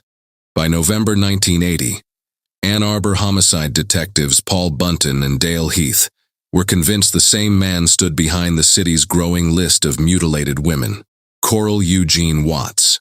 Their certainty hardened in the early morning hours of November 15th, when 2 patrol officers watched Watts stalk a young woman down Main Street just before dawn. Driving his brown Grand Prix, he circled ahead of her, slowed, parked, and waited, repeating the maneuver each time she changed direction. For more than 9 blocks, the woman zigzagged through side streets and apartment entrances, while Watts mirrored her movements, closing distance, retreating, then closing again, patient and deliberate. When she finally slipped inside an apartment building and vanished, Watts erupted. He leapt from his car, searched the sidewalks and doorways, craned his neck into shadows, and paced in visible agitation before storming back to his vehicle. The officers moved in. Watts bolted, outrunning them briefly before being stopped in his car and arrested for driving with a suspended license. Inside the vehicle, police found blood traces, wood-carving tools, and an oversized dictionary with the words, "Rebecca is a lover," scratched into its cover, a detail that chilled Bunton, who had recently stood over the body of Rebecca Huff. Bunton questioned Watts that day and found him calm, polite, almost vacant, his hands twitching faintly as the detective told him plainly that he knew what he had done and would eventually prove it. Watts asked for a lawyer and walked free. From that moment forward, Bunton reversed roles and began hunting the hunter. He contacted police departments across Michigan, learned of Watts's connection to earlier murders and psychiatric commitments, and was warned by both a former attorney and psychiatrist that he was dealing with a man built for repeated violence. Within days, Watts was placed under constant surveillance, shadowed to work, grocery stores, and his girlfriend's home, while a multi-agency task force quietly coordinated across Detroit, Ann Arbor, and Windsor. The pressure tightened when detectives searched his apartment and his mother's home, uncovering a blood-stained tennis shoe, then secretly attached a tracking transmitter beneath his car. As the surveillance closed in, the killings abruptly stopped. Watts grew paranoid, erratic, and reclusive, barely venturing beyond his neighborhood. When the tracking warrant expired in January 1981, Bunton brought him in for 5 hours of interrogation, even reenacting the mechanics of the murders in front of him, until Watts finally broke down in tears, then sealed himself behind silence. No confession came, no forensic proof followed. In March, Bunton approached him one last time at a courthouse payphone. Watts fled, vanishing into the city, leaving behind nothing but the certainty that the violence had only been paused, not finished. By late summer of 1981, Coral Eugene Watts had drifted south and settled into the wide anonymity of Texas. On September 5th, in the quiet hours before dawn, he followed 22-year-old Linda Tilley into her apartment complex in Austin. She sensed him too late. He seized her from behind, but she fought with sudden, desperate strength, twisting free long enough to hurl both of them into the swimming pool. The water closed over them. Watts forced her beneath the surface and held her there until her body went still. Then he climbed out, water streaming from his clothes, drove away into the dark, and returned to Eagle Lake as though nothing had occurred. By morning, Her body floated face down, fully dressed, untouched by theft or obvious violence. With no witnesses and alcohol in her system, her death was labeled an accident. A week later, just after midnight on September 12, 1981, Elizabeth Montgomery stepped outside her Houston apartment to walk her 2 dogs. Her boyfriend, Bill Daigle, heard her argue briefly with a neighbor about letting the animals into the courtyard, then told her to take them toward a grassy area near the street. Moments later, the night fractured. Daigle heard her voice rise once, his name, then terror, followed by the words, "He has a knife." She staggered back toward him, hands clamped to her throat, blood slipping through her fingers. He pulled her inside as the dogs collided in chaos at his feet. She collapsed against him and bled out before the ambulance could arrive. A single blade had pierced her heart. Less than 15 minutes later and only a few miles away, Susie Wolf stopped at a Safeway on Bel Air Boulevard to buy ice cream, milk, cigarettes, and donuts before spending the night with her former boyfriend. She did not know she had been followed. A brown Grand Prix waited while she shopped. At 1:40 in the morning, she drove home, parked, and walked across the lot toward her apartment, keys in her hand. The man closed in from behind and stabbed her again and again, arm, chest, breast, forcing her to the ground and straddling her as he continued until one wound sank deep enough to kill her. Then he vanished into the complex. A neighbor heard a scream and saw a man standing over her body, but the figure he described did not resemble the true attacker. And by the time help arrived, Susie Wolf lay dead beside her spilled groceries, ice cream melting into the pavement. Her friend Carrie Murphy reached the scene before it was sealed, knelt beside her, touched the bags no one bothered to move, and stared at the exposed stillness of a life that had ended between one breath and the next. By dawn, another woman had been added to the growing pattern, though no one yet spoke Watts's name aloud. Just before 8 o'clock in the morning of January 4th, 1982, a passerby noticed something wrong along Bissonnet Street and stopped. Suspended from the low branches of a scrubby roadside bush sat the body of Ellen Tam, a dedicated runner who rarely missed her morning route near Rice University. Earlier that dawn, another jogger had seen her alone near Sunset and Main, moving at her usual pace. Now she hung only inches above the pavement, seated upright as though frozen in meditation, her feet touching the sidewalk, her weight borne by a strip of fabric torn from her own clothing. She was still dressed for exercise, her body unmarked, her clothes undisturbed, the ground around her pristine. No struggle, no drag marks, no broken branches, no explanation. The scene baffled police. There was no evidence of a fight and no sign she had been moved. The medical examiner initially ruled the death a suicide, drawing on decades of experience with violent cases across Houston. Her family rejected that conclusion immediately. Ellen had made plans, trained daily, and spoken of the future. Her uncle, an attorney, arrived from out of state and pressed for a deeper examination. More than 100 hours were spent re-evaluating the evidence. In the end, the ruling shifted into uncertainty. Her death was declared either a tragic accident or something far colder, a calculated killing disguised to look natural. On January 16, 1982, Meg Fossey went out with classmates for dinner and drinks, unaware she would never see her apartment again. After closing time, she rode back toward Rice University in a friend's car, groggy from alcohol and exhaustion, and was dropped at the campus lot shortly before 3 in the morning. She collected her things, said goodnight, and climbed into her brother-in-law's old Mercury Caprice. The driver's seat was broken, fixed in place, forcing her to wedge a pillow behind her back so she could see the road. As she pulled away, a brown Grand Prix fell in behind her and stayed there. Near her neighborhood, headlights flooded her mirrors, blinding her. She swerved, struck the curb, and blew both tires on one side. The car behind her stopped. The driver approached in silence. When she rolled her window down, he drove his fist into her throat with crushing force. Death came instantly. He removed her keys, dragged her body from the car, opened the trunk, and folded her inside before driving away, leaving the disabled vehicle behind like an abandoned shell. Later that morning, her relatives found the car, but not Meg. Police towed it without opening the trunk. It would be another day before they looked inside. When they did, they found her face down, legs bent unnaturally beneath her, fully dressed except for her socks, her scarf tied neatly at her throat. The damage was internal. Her windpipe had been collapsed. She had suffocated in darkness, but the night had not satisfied him. Later that day, Julie Sanchez was attacked on the side of a Texas highway while she was changing a flat tire on her car. As she worked, a man approached her from behind and suddenly slashed her throat. The cut was so severe that she could not scream. I felt like he was pushing my nose all the way down inside my face, Sanchez later said.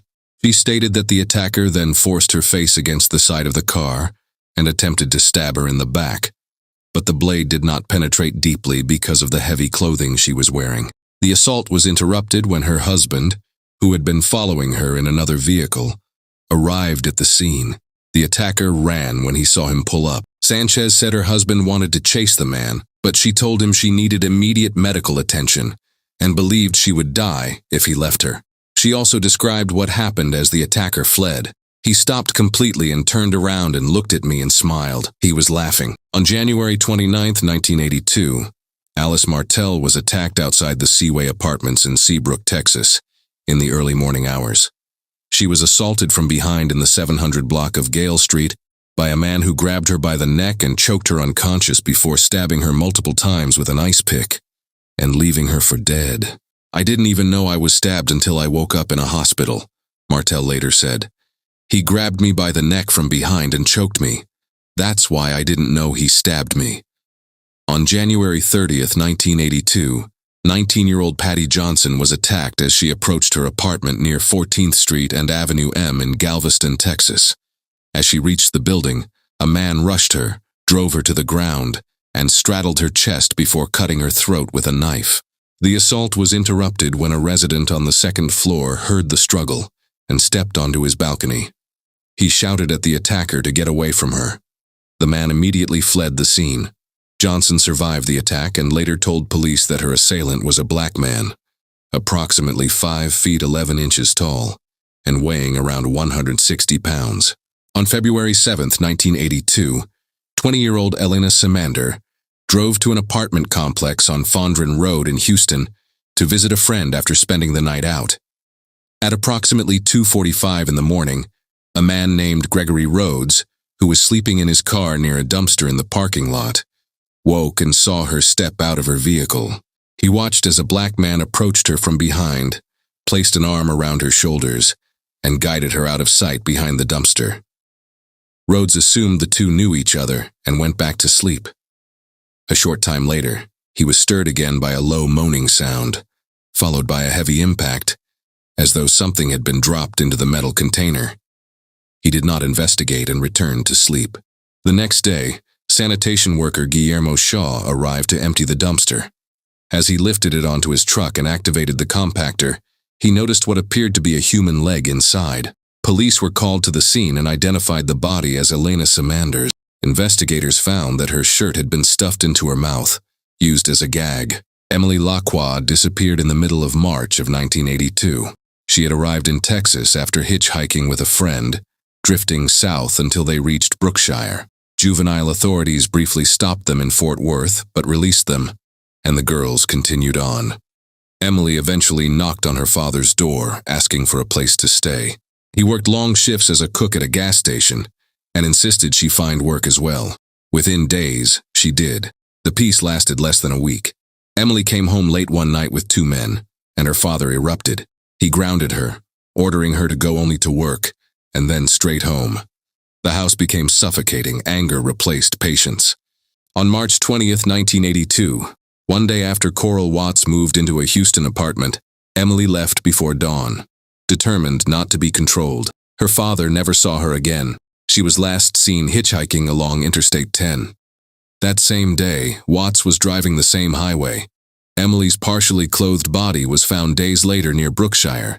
She had been strangled and left in a culvert about 150 yards off Interstate 10. March 27, 1982. Anna Ledet tied her shoes before sunrise and stepped into the empty streets. She always ran early, when the world was quiet and the campus asleep. At 4:30 in the morning, she began her route through campus, unaware that her future, graduation, residency, independence, had already narrowed to a few remaining hours. She She had finished her coursework the day before. She had secured her place in a nephrology program in Iowa. The years of pressure were finally ending. She never returned. At sunrise, her body was discovered near East Post Office Road, collapsed across concrete, her running clothes soaked black with blood. 17 stab wounds carved through her chest. The man who killed her did not stop there. Still stained with her blood, he drove only blocks away before spotting another medical student, Glenda Kirby, walking alone. He parked, stepped out, and ran at her, tackling her to the pavement. His hands slipped on her clothing, slick with blood that was not hers. She tore free and escaped into the dark. She never saw his face, only his hands. On the evening of April 15, 1982, Yolanda Gracia finished her shift at Gordon's Jewelers dressed and took the bus home. The bus dropped her at Midvale and Moline Streets, only a short walk from home. As the bus pulled away, a brown Grand Prix eased from the curb behind her. The driver had been watching the doors, waiting for one passenger in particular to step down. Yolanda walked into the quiet street alone. By 6 the next morning, her body lay between 2 neighboring yards on Moline Street. A man fetching his newspaper saw her face down in the grass and froze.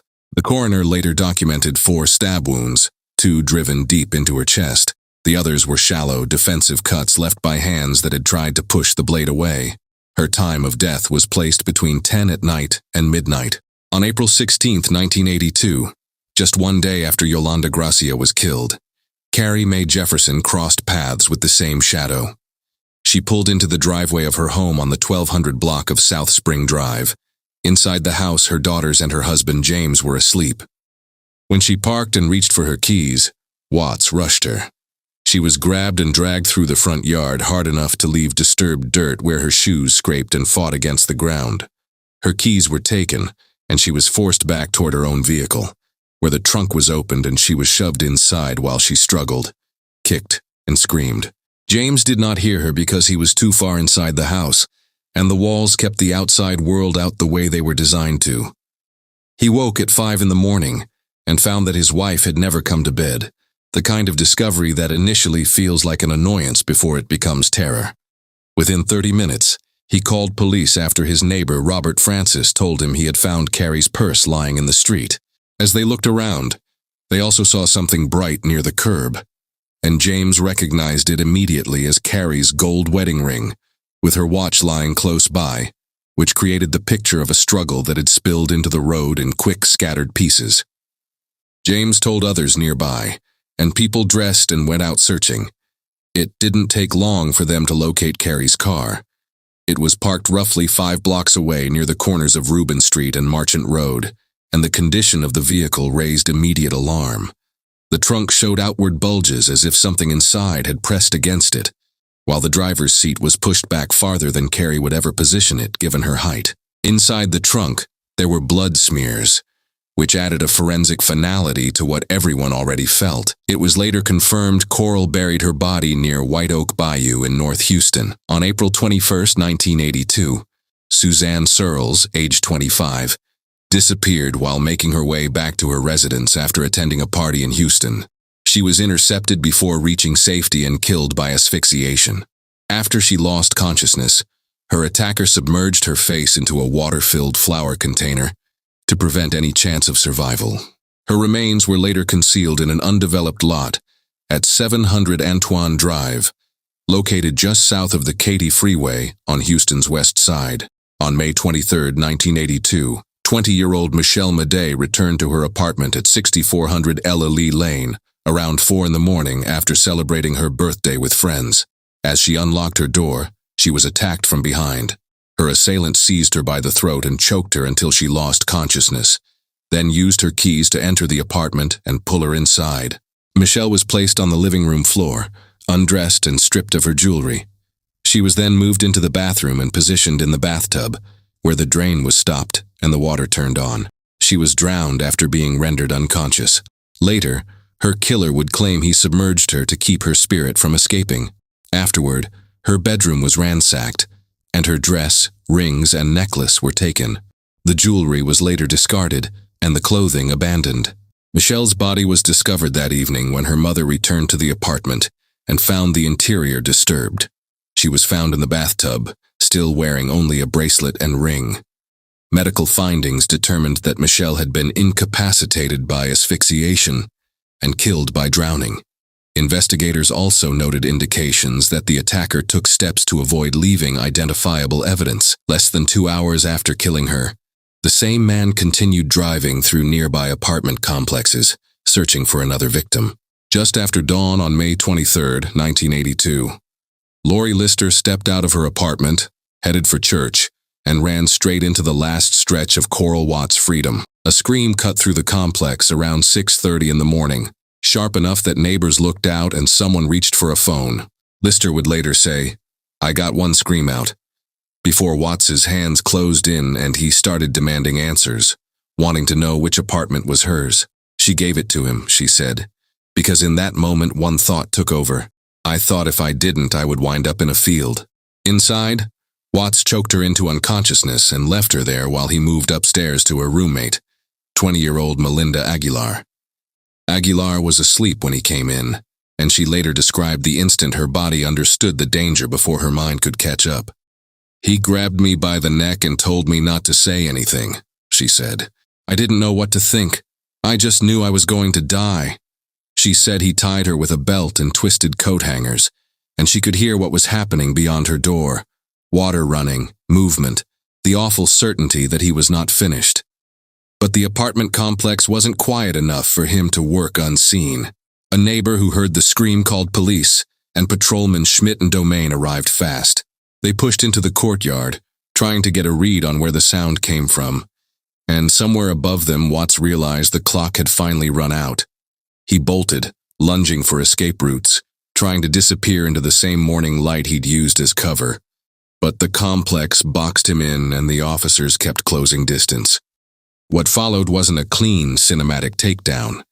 It was chaos, feet-pounding doors and corners, split-second decisions. Witnesses said Watts tried to slip away when he spotted patrol cars outside, but Schmidt and Domain stayed on him, and a resident helped as they cornered him. The flight ended in handcuffs not because Watts suddenly broke, but because the scene around him refused to cooperate. Too many eyes, too much noise, too many people awake and close enough to interrupt what he'd counted on finishing. Lister survived, pulled back from the edge by a neighbor and emergency care, and later described what it felt like to come back to herself after the attack. "I remember waking up for a minute in the ambulance," she said, and the next clear moment was the hospital. When she spoke about being alive at all, it came out raw and stunned. "I feel really thankful. It is unbelievable that I am alive." Aguilar, still shaken, didn't dress it up with distance or bravado, only the lingering fear that kept following her room to room. "I'm scared to stay by myself, anytime." By the end of that day, Watts wasn't a shadow moving through Houston. He was a man in custody, and the city finally had a name and a body to attach to what had been spreading across months of violence. While Coral Watts was held in Houston, investigators began tying him to multiple killings throughout the city. Prosecutors believed they lacked sufficient evidence to pursue murder charges, and in May 1982, after the attacks on Lori Lister and Melinda Aguilar, a deal was reached.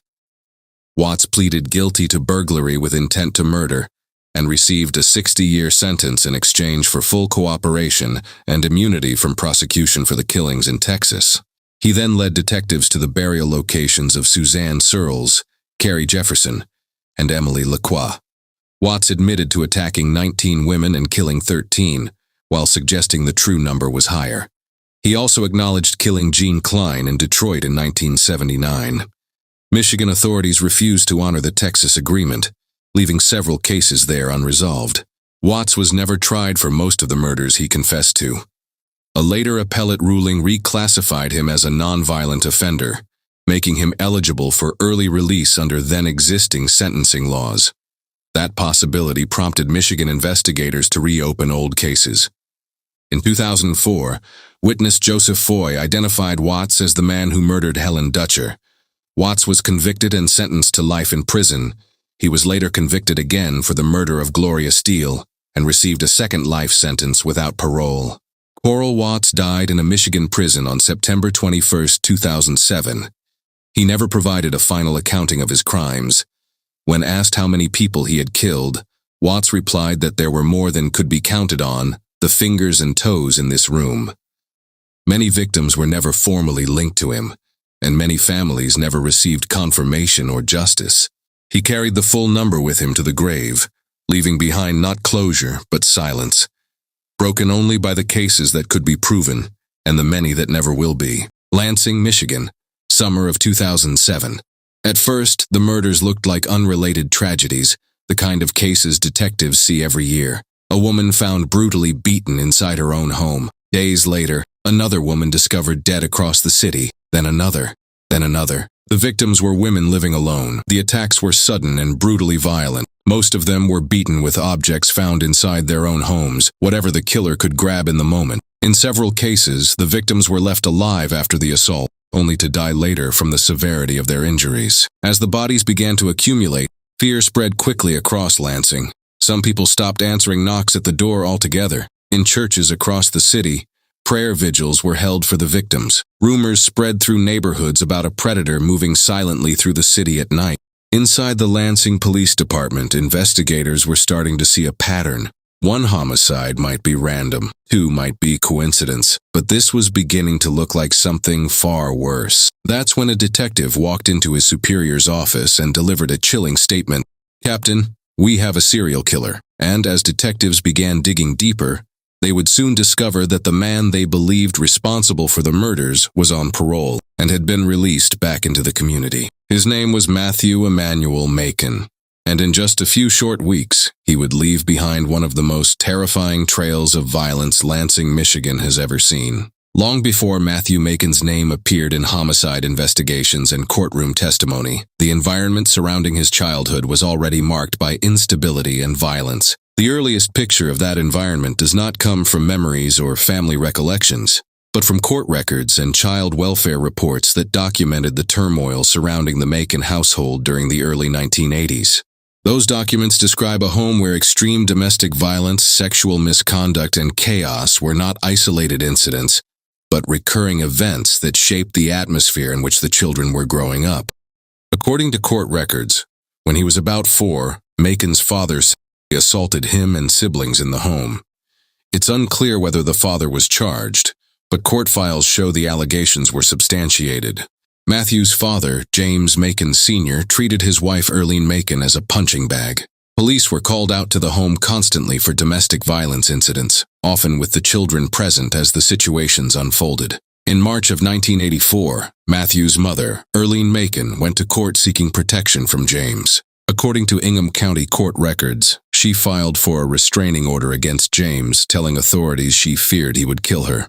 The filing marked one of the first official signs that violence had already become a serious concern inside the household. Only months later, the records describe another incident involving Macon's father. In October 1984, he was accused of attacking a pregnant 17-year-old girlfriend he had been living with.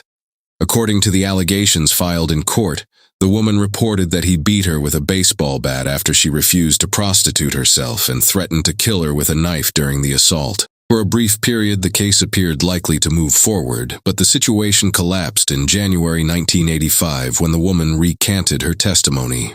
Without her statement, the charges were dismissed. Even so, the allegations remained recorded in court files as another episode of violence surrounding the family during Matthew Macon's early childhood. The instability in the household did not end there.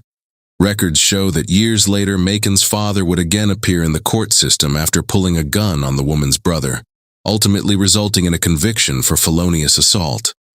The pattern of intimidation and violence within the family continued well beyond the events of the early 1980s. According to court records, Macon lived in at least 3 different homes before turning 18, moving between relatives and placements connected to the juvenile court system.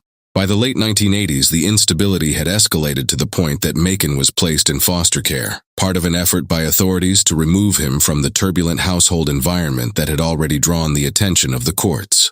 That placement did not last long. Records indicate that in 1989, while still a teenager, Macon ran away from the foster home, an episode that pushed him deeper into the juvenile justice system and marked the beginning of a long series of contact with authorities. After leaving the foster home, Macon was formally identified as a ward of the state, placing him under the supervision of juvenile authorities who were responsible for monitoring and managing troubled youth. Around the same period, Macon's behavior was already bringing him into direct contact with the courts. By the time he was 14 years old, he had already been convicted of sexually assaulting a girl. According to court documentation referenced in later reporting, the assault involved the use of a stick during the attack. The case placed Macon under the supervision of juvenile authorities and became the first major entry in a criminal record that would continue to grow over the years. Because of the seriousness of that offense, Macon was ordered to undergo treatment as a juvenile sex offender. 2 years later, while participating in that treatment program at the age of 16, an Ingham County Juvenile Court referee entered a warning into the official record that would later stand out to investigators examining Macon's past. The documents noted that Macon would require lifelong monitoring. The language was clinical and restrained, the kind often used in court evaluations, but its meaning was unmistakable. Even as a teenager, authorities believed the behavior they were seeing represented a long-term risk that would not simply disappear with time. The juvenile justice system attempted several interventions during those years.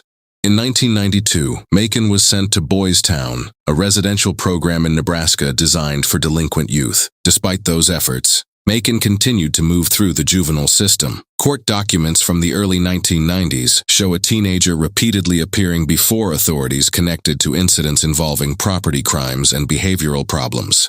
In November 1994, he appeared in Ingham County Juvenile Court after escaping from Highfields, a facility for delinquent youth located in Onondaga. During that episode, Macon admitted that he had taken a car from the facility and, along with another teenager, broken into a grocery store and stolen food, according to a plea agreement documented in court records. In May 1995, Macon was transferred to Maxie Boys Training School, a state-run facility near Ann Arbor that provided treatment programs and supervision for juvenile offenders. Macon remained in the state's temporary custody until May 1996, undergoing counseling and supervision through programs designed to address behavioral problems and sexual offending among adolescents.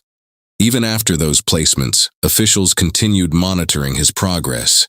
In October 1997, Macon completed another treatment program for sex offenders while still involved in the juvenile system. Reports from that period show that social workers were evaluating whether the intervention programs had reduced the risk he posed to others. According to court documents cited in reporting at the time, officials concluded that the likelihood he would commit another sex offense was very slim. The statement would later become one of the more unsettling details revisited after the Lansing killings. Later reporting citing information from the Michigan Department of Corrections summarized Macon's juvenile history as including 2 sexual assault convictions, 2 breaking and entering convictions, and 2 car thefts. Taken together, the offenses revealed a pattern that combined violence against individuals with crimes that required intrusion into private spaces.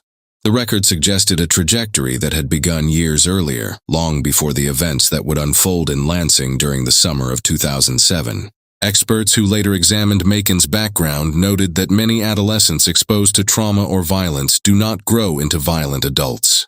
Dr. Bob Geffner, a sexual assault expert and president of the Institute on Violence, Abuse, and Trauma at Alliant International University, explained that most troubled youth never become serial offenders.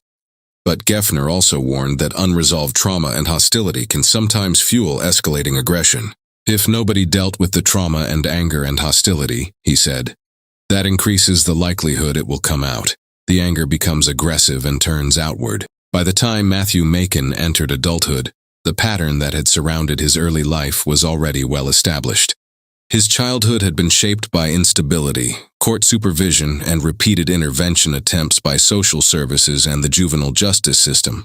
The violence that had once surrounded the adults in his home had gradually been replaced by a new concern emerging in the court records themselves. The aggression that had filled his childhood environment was no longer just something happening around him. It was beginning to come from him. In 2001, Macon was convicted of robbery after attacking a woman and stealing her purse. According to police reports, the assault involved Macon grabbing the victim by the throat during the encounter. The violence was direct and personal. It was not a break-in committed in the dark or a theft carried out from a distance. It required force, proximity, and the willingness to overpower another person face to face. The court sentenced him to 2 to 10 years in prison. For a time, the system had him contained, but containment was temporary. After serving part of that sentence, Macon was released on parole on April 16, 2003. The release placed him back into the community under supervision, a system built on the belief that monitoring, restrictions, and oversight could prevent further violence. It didn't last long. Less than 8 months later, on December 2, 2003, Macon was returned to prison after violating the conditions of his parole. The exact details of the violation were not the headline. What mattered was the pattern beginning to emerge. The system released him, and within months he was back behind bars. The cycle repeated itself again. Macon was paroled for a second time on September 25, 2004. Once again, he walked out of prison, placed under supervision, and expected to comply with the conditions set by the state. Those conditions were not casual. Because of his earlier sexual assault convictions, he was required to register as a sex offender and follow the restrictions attached to that designation. The goal of those conditions was simple: monitor him closely enough that the public remained safe, but the pattern continued. On May 17, 2006, Macon was once again returned to prison for another parole violation. It was the second time the same cycle had played out. Release followed by failure to comply.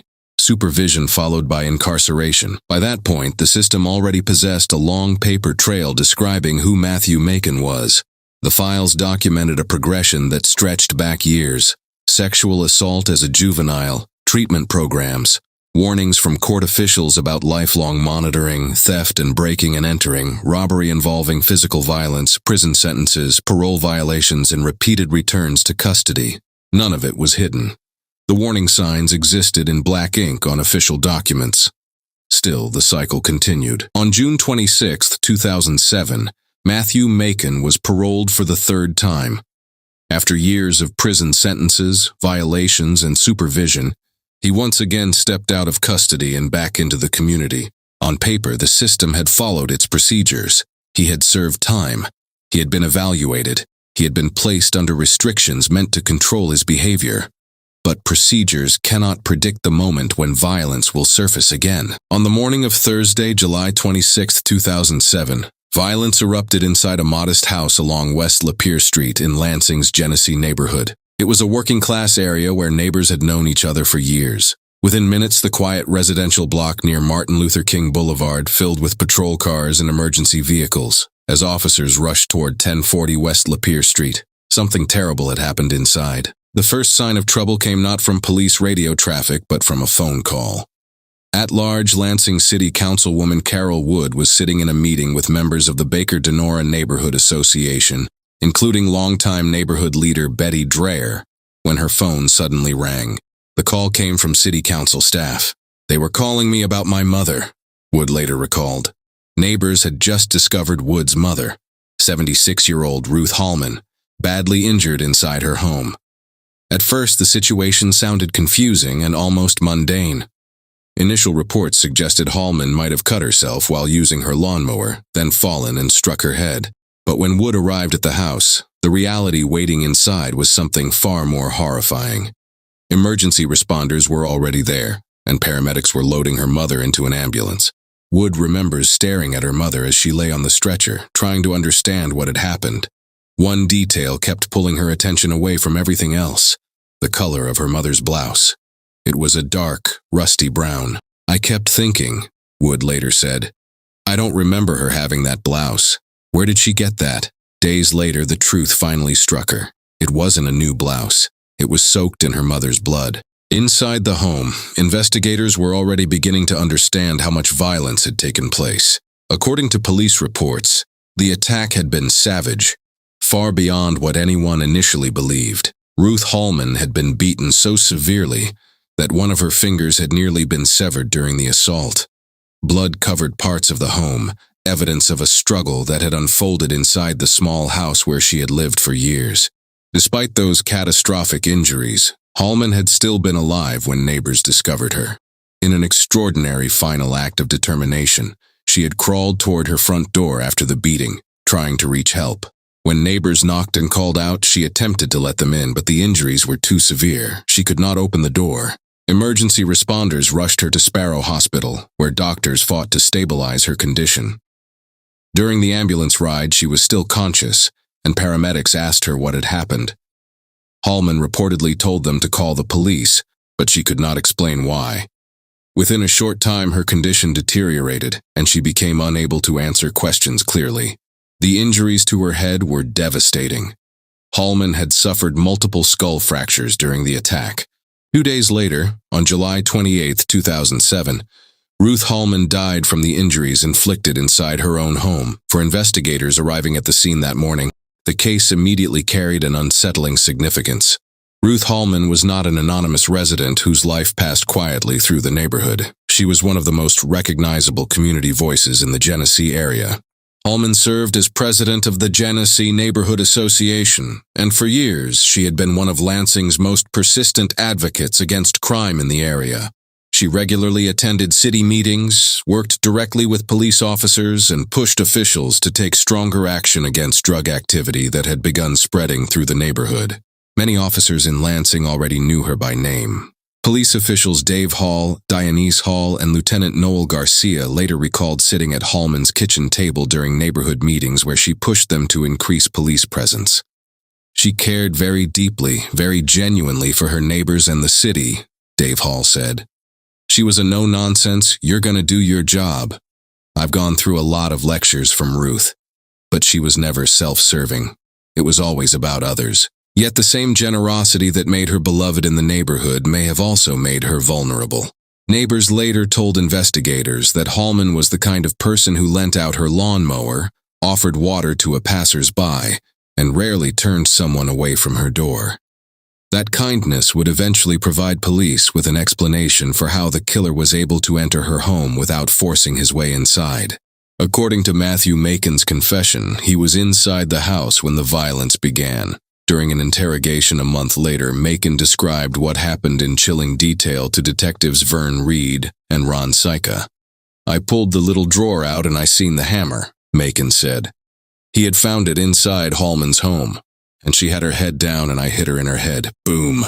The attack intensified instantly, and when I hit her in the head, she tried to cover her head up and I hit her in the side of the head, and it went in. Macon clarified what he meant. It went in her head and it knocked a hole in it. Outside the house on Lapeer Street, neighbors struggled to process what had happened.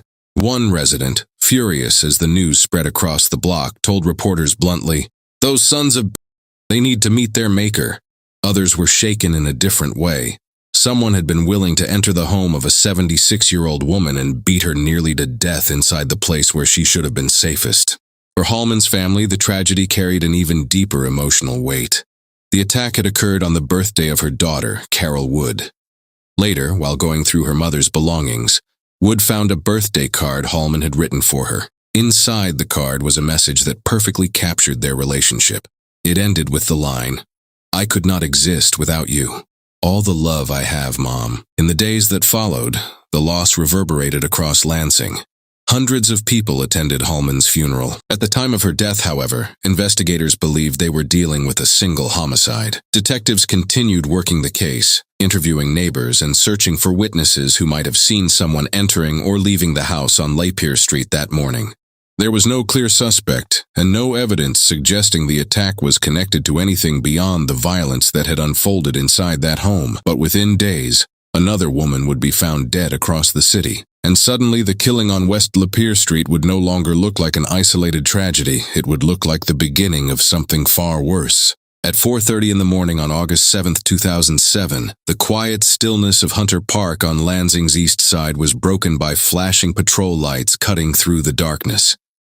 Officers responding to a call entered the park and moved toward an area near the trees where something had been reported lying on the ground. As they approached, it quickly became clear they were not dealing with an injured person or a disturbance. Lying in the park was the body of Deborah K. Cook. Cook was 36 years old.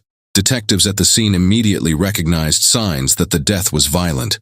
The woman had suffered severe injuries to her face and head, injuries that investigators later described as the result of a brutal beating. Evidence collected at the scene indicated that she had also been sexually assaulted during the attack. The crime scene was cordoned off while investigators from the Lansing Police Department began the slow process of documenting what had happened in the hours before dawn. Hunter Park was not an isolated area far outside the city.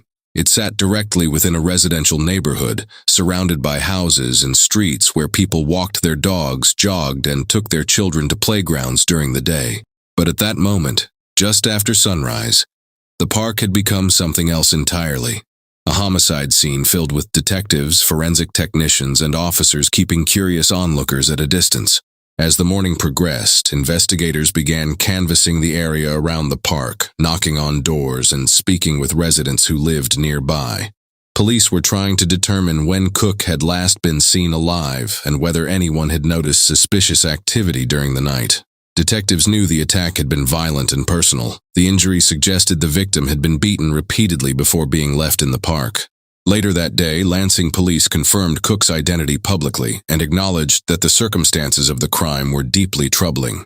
The killing had happened less than 2 weeks after the death of Ruth Hallman, the 76-year-old neighborhood activist who had been beaten inside her home on West Lapeer Street. At that point, investigators were not yet prepared to say the two cases were connected, but the similarities were impossible to ignore. The discovery began changing the tone of conversations across the city.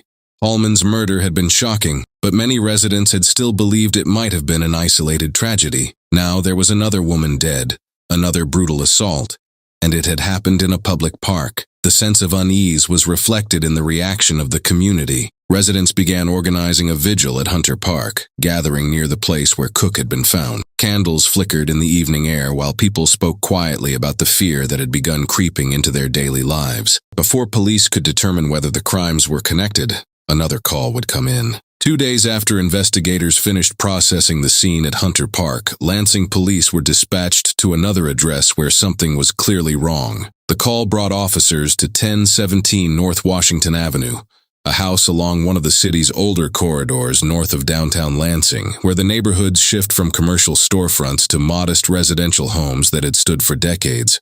When police arrived on August 9, 2007, the concern centered around a woman who had not been seen or heard from, and whose absence had begun to worry the people around her. The quiet exterior of the home gave no obvious indication of what officers were about to find inside. But once they entered the residence, it became immediately clear that this was not a medical emergency or a routine welfare check.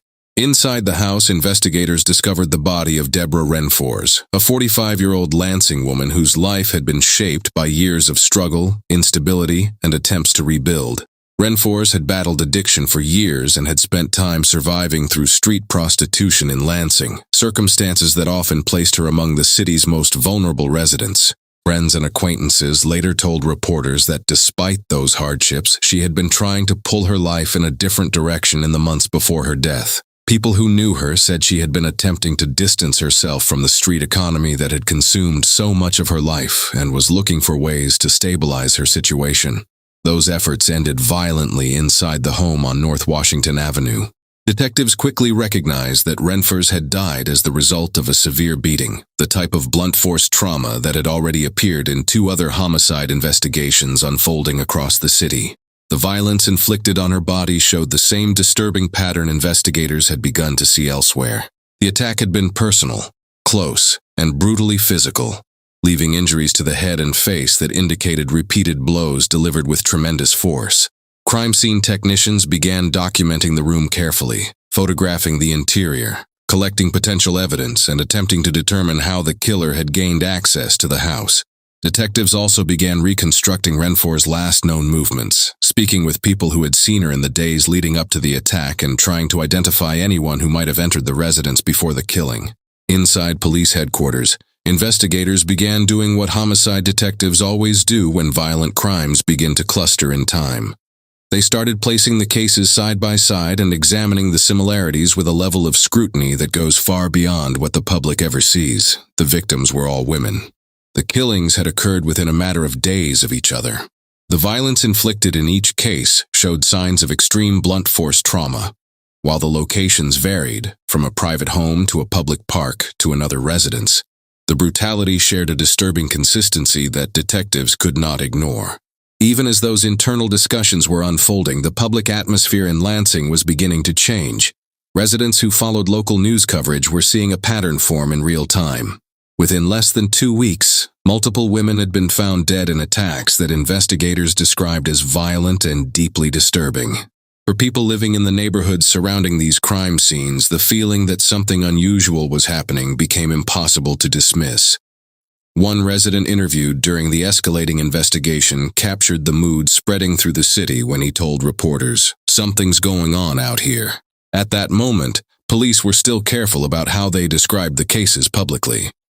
Investigators had not yet officially declared that a serial killer might be operating in Lansing, and detectives continued to pursue individual leads within each homicide investigation. What investigators did not yet know was that the situation in Lansing was about to become even more dangerous. The sense that something sinister was unfolding in Lansing grew even stronger on August 27, 2007, when police were summoned to another home where violence had once again erupted behind closed doors.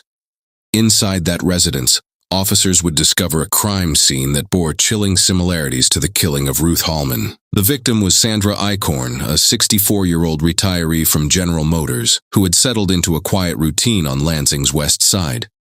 Friends knew her as someone who enjoyed simple pleasures, watching NASCAR races and stopping by Harry's Place, a well-known neighborhood bar where she often played Keno. Eichhorn lived alone in a rented house on the 1800 block of Genesee Drive, located just around the corner from the bar she frequented. It was a short, familiar walk that had likely felt safe after years in the neighborhood. But on the afternoon of August 27th, something inside that home went terribly wrong. When Eichhorn was discovered inside her residence, the brutality of the attack quickly became clear. Evidence later presented during Matthew Macon's trial revealed that she had been stabbed 36 times, the weapon taken from her own kitchen. One of the blows drove the blade through a rib, severing a major artery. The attack had been ferocious and sustained. In addition to the knife wounds, Eichhorn's body showed injuries consistent with having been beaten, suggesting the violence had unfolded over several moments of struggle inside the house. The location of the crime made the situation even more alarming to investigators. Eichhorn's home on Genesee Drive was less than a mile from where Ruth Hallman had been killed weeks earlier. 2 elderly women had now been murdered within the same small area of the city. But this time, the killer had made a mistake. Amid the blood and disarray of the crime scene, detectives noticed something deeply unusual sitting on the kitchen table. Eichhorn had apparently been eating a bowl of spaghetti when the attack occurred. Resting in the food was an object that clearly did not belong there, a business card. The card belonged to a computer repair shop on Saginaw Street. When detectives began examining the evidence later, the strange placement of the card would take on a disturbing meaning. According to Macon's later confession, he had handed the card to Eichhorn himself. Pretending it was his own, he told her she could use it to contact him if she or any of her friends needed help with yard work. When Eichhorn reached toward the card, Macon attacked. He grabbed her and dragged her inside the house, where the violence that followed would end her life. During Macon's trial, Ingham County Assistant Prosecutor Catherine Emerson would later argue that the business card revealed something chilling about the killer's mindset. Addressing the jury during closing arguments, Emerson explained that the placement of the card was not accidental. It was deliberate. "She had a plate of spaghetti out," Emerson told the jury, "and he put the card where no one would put anything. No one puts a business card or any other item on their fork on their food." To prosecutors, the gesture carried the eerie suggestion that Macon had left his mark on the crime scene, almost like a signature. The card would soon provide investigators with a crucial break. Detectives traced it back to the computer repair business on Saginaw Street, and when they spoke with the shop's owner, they learned that a man had visited the store about a week earlier. According to the owner, the man had arrived asking for help with a laptop computer, saying he needed the password unlocked or changed. He claimed he had obtained the laptop from a friend. Something about the encounter had struck the shop owner as suspicious. At first, the man refused to give his name, but eventually he relented. Before leaving, he provided the shop with his name, phone number, and address. That name was Matthew Macon. When detectives saw it, they immediately recognized it. Matthew Macon was not an unknown figure to law enforcement in the Lansing area. His criminal record already included theft and breaking and entering offenses, and in 2000 he had been placed on parole for those crimes. Officers had encountered his name before. Now it had appeared again. But the significance of that discovery would not become fully clear until the next attack, because less than 24 hours after Sandra Eichhorn was murdered, another woman in Lansing would be violently assaulted. Unlike the earlier victims, the woman who survived the assault would provide police with something investigators had been desperately searching for. On August 28, 2007, just a day after Sandra Eichhorn had been murdered across the city, a man appeared at Jackson's back door asking for work. He said he was looking for handyman jobs. It was not an unusual request. Jackson had occasionally given small jobs to people who stopped by before, but she had also developed a simple rule to protect herself. Whenever someone asked about work, she told them she would have to go to the store to get cash. The message was intentional. Jackson wanted to make it clear that there was no money inside her home. She later explained the reasoning plainly. She did it to stop them from robbing me. But as she spoke with the man standing outside her back door that afternoon, certain things about him immediately made her uneasy. The man, who was actually Matthew Macon, kept glancing up the street while they spoke. Jackson remembered that he turned away at least twice, looking around as if checking the area. There was something else that caught her attention. His jaw looked tight, clenched in a way that made her uneasy. Still, Jackson tried to end the encounter politely. She told him she did not have any work available, but she offered to pass along his information to friends who might need help with yard work or small repairs. When she went to grab a pad of paper and pen to write down his contact information, she warned him not to come inside. She explained that she had a dog that wouldn't like him. Macon remained outside the door while she went to get the paper. When Jackson returned, he gave her a name, an address, and a phone number. According to what he told her, his name was Chili Smith. Jackson later admitted that she didn't trust him, but at the same time she didn't feel that she was in immediate danger. The neighborhood sounded normal around her. She could hear children playing nearby and neighbors working in their yards. Those everyday sounds created the illusion of safety. For a moment she relaxed. That moment would nearly cost her life. When I turned around to go put the pad back on the counter, Jackson later said, that's when he came in. Without warning, Macon forced his way into the house. He grabbed a beer bottle and began beating her with it, striking her as she tried to defend herself. Jackson immediately began screaming, the sound echoing through the house. Those screams reached the second floor. Upstairs, her dog Cheyenne had been asleep. At first, I didn't think she was going to come, Jackson later recalled. Then suddenly the dog came charging down the stairs. And then she came flying down, a growling, barking, and snapping, lunging. The sudden appearance of the large, aggressive dog completely changed the situation. Macon panicked. Terrified of being attacked, he immediately turned and ran from the house. Jackson wasted no time. She grabbed the phone and called 911. Within minutes, the quiet neighborhood filled with the sound of sirens. Jackson later said at least 10 police cars arrived shortly afterward. As officers swarmed the area and began asking questions, she realized this was not being treated as an ordinary robbery attempt. Something much bigger was happening. That realization became undeniable when she was taken to the hospital, and an unexpected visitor appeared. Lansing Mayor Virg Bernero walked into the room. I thought, is that the mayor? Jackson later said, and it was. Bernero spoke with her directly, reassuring her that investigators were already working to track down the man who had attacked her. He kept saying they were going to get the guy. At that point in the investigation, however, the violence in Lansing had not yet ended. The following day, police would respond to another horrifying scene inside a vacant house in the city. By the time investigators reached that crime scene, the Lansing Police Department was no longer asking whether the city was facing a serial killer. They were trying to stop one. When investigators began digging through databases, cross-referencing names, nicknames, and past records, a detail surfaced that tightened the net around Matthew Macon. The name Chili, the one he had casually given Linda Jackson at her back door, wasn't random. It was a known street alias tied directly to him, and the pieces began to lock into place as the address he had written down traced back to a location where he had previously lived. The phone number, however, led nowhere. It was false. By that point, the task force no longer had a theory. They had a target. Macon became the primary suspect, and the search for him shifted immediately from investigation to manhunt. Detectives tracked down a possible work location in Holt, and within a short time, approximately 40 officers from multiple agencies, including members of the FBI, were dispatched to the site. They moved in expecting to find him there, but he never showed up, and the opportunity slipped. With no time to waste, Dave Hall ordered something far more aggressive, a grid search across the city.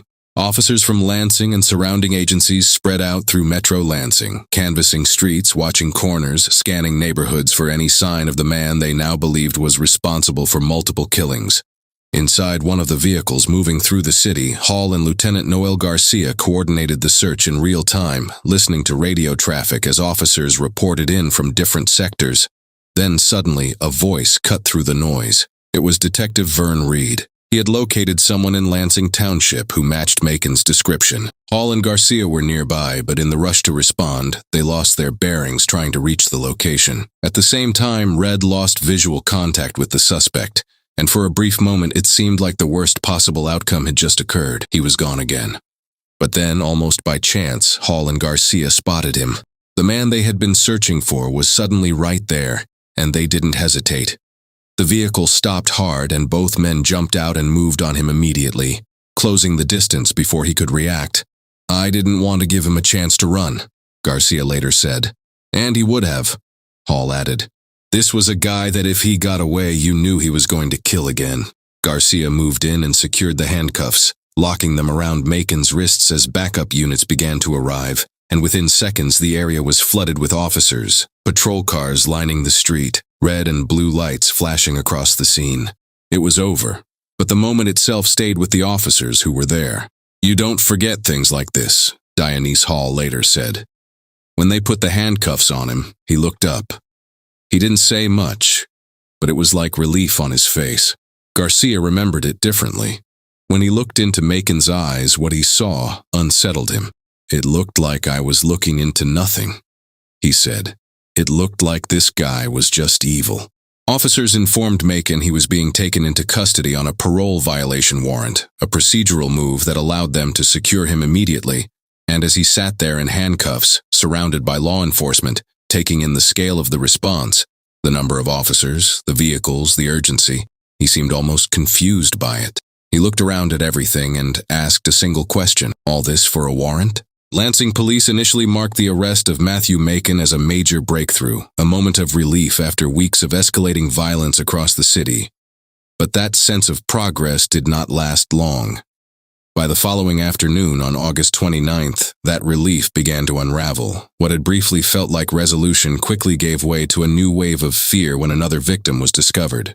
The body was found by a realtor who had entered an empty home on Hickory Street, located just blocks away from where Linda Jackson had been attacked less than a day earlier. Inside, they found Louise Delgado Yates, a woman who had been brutally assaulted. Evidence at the scene showed that she had been sexually assaulted and beaten with the top of a toilet tank, an object taken from inside the home itself. Despite the severity of the injuries, Delgado Yates was still alive when she was discovered.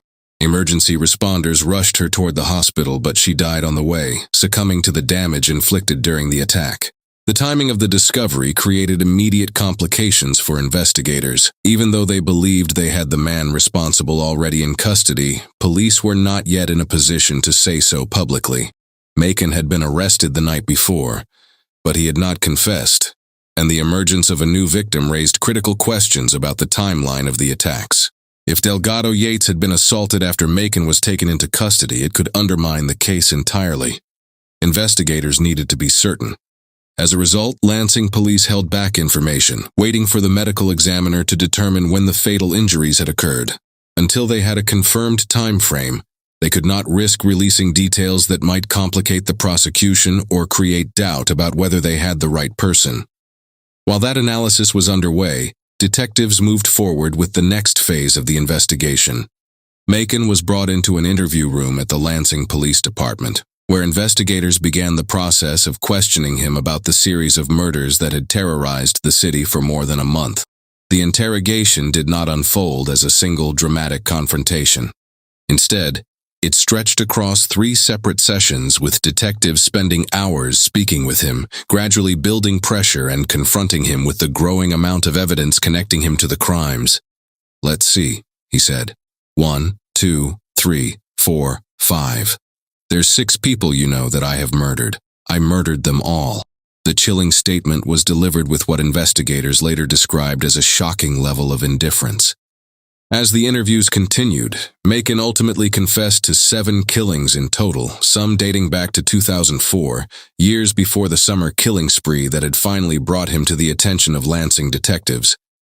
Each detail he provided allowed detectives to connect him more firmly to the victims whose deaths had left families searching for answers.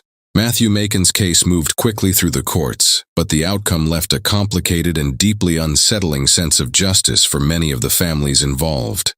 In May 2008, a jury found him guilty in 2 murders and 1 assault, including the killing of Sandra Eichhorn and the attack on Linda Jackson. Prosecutors made it clear to the jury that the evidence pointed in one direction, emphasizing the strength of the case with a blunt conclusion. Every avenue we looked at went back to him. Macon, who had already confessed to multiple killings during police interrogations, was ultimately sentenced to life in prison without the possibility of parole, ensuring he would never walk free again. On paper, the legal system had achieved its objective. The man responsible for terrorizing Lansing was permanently removed from society. But the trial did not account for every victim. Despite Macon admitting responsibility for additional murders, including the killing of Ruth Hallman, prosecutors made the controversial decision not to charge him in 5 other homicides tied to his confessions. Ingham County Prosecutor Stuart Dunnings III later explained the reasoning in direct terms. Pursuing those additional cases would not change the outcome. Even if Macon were convicted again, there is no additional sentence he could receive. Behind that decision was a calculated balance of risk and finality. Macon was already facing life without parole, and some of the other cases relied heavily on his confessions rather than the kind of physical evidence prosecutors needed to guarantee convictions in court. Rather than risk acquittals, weaken the existing case, or force families through multiple trials reliving the same violence, prosecutors chose to secure what they already had, a permanent conviction. But for the families, that explanation did not feel like justice. The decision left several murders officially untried, their victims acknowledged in confessions but never fully accounted for in a courtroom. One headline captured the anger and frustration that followed. "It's not justice for all." Carol Wood, whose mother Ruth Hallman was among those additional victims, spoke openly about the emotional weight of that decision, saying she felt like a victim all over again knowing Macon would never stand trial for her mother's murder. Even as the verdict was read and the sentence handed down, the case left behind a divide that never fully closed. A conviction secured, a killer imprisoned, but a lingering truth that the system had only partially told the full story. Matthew Macon had confessed to more victims than the courts would ever formally recognize. And for many, that meant justice came with limits.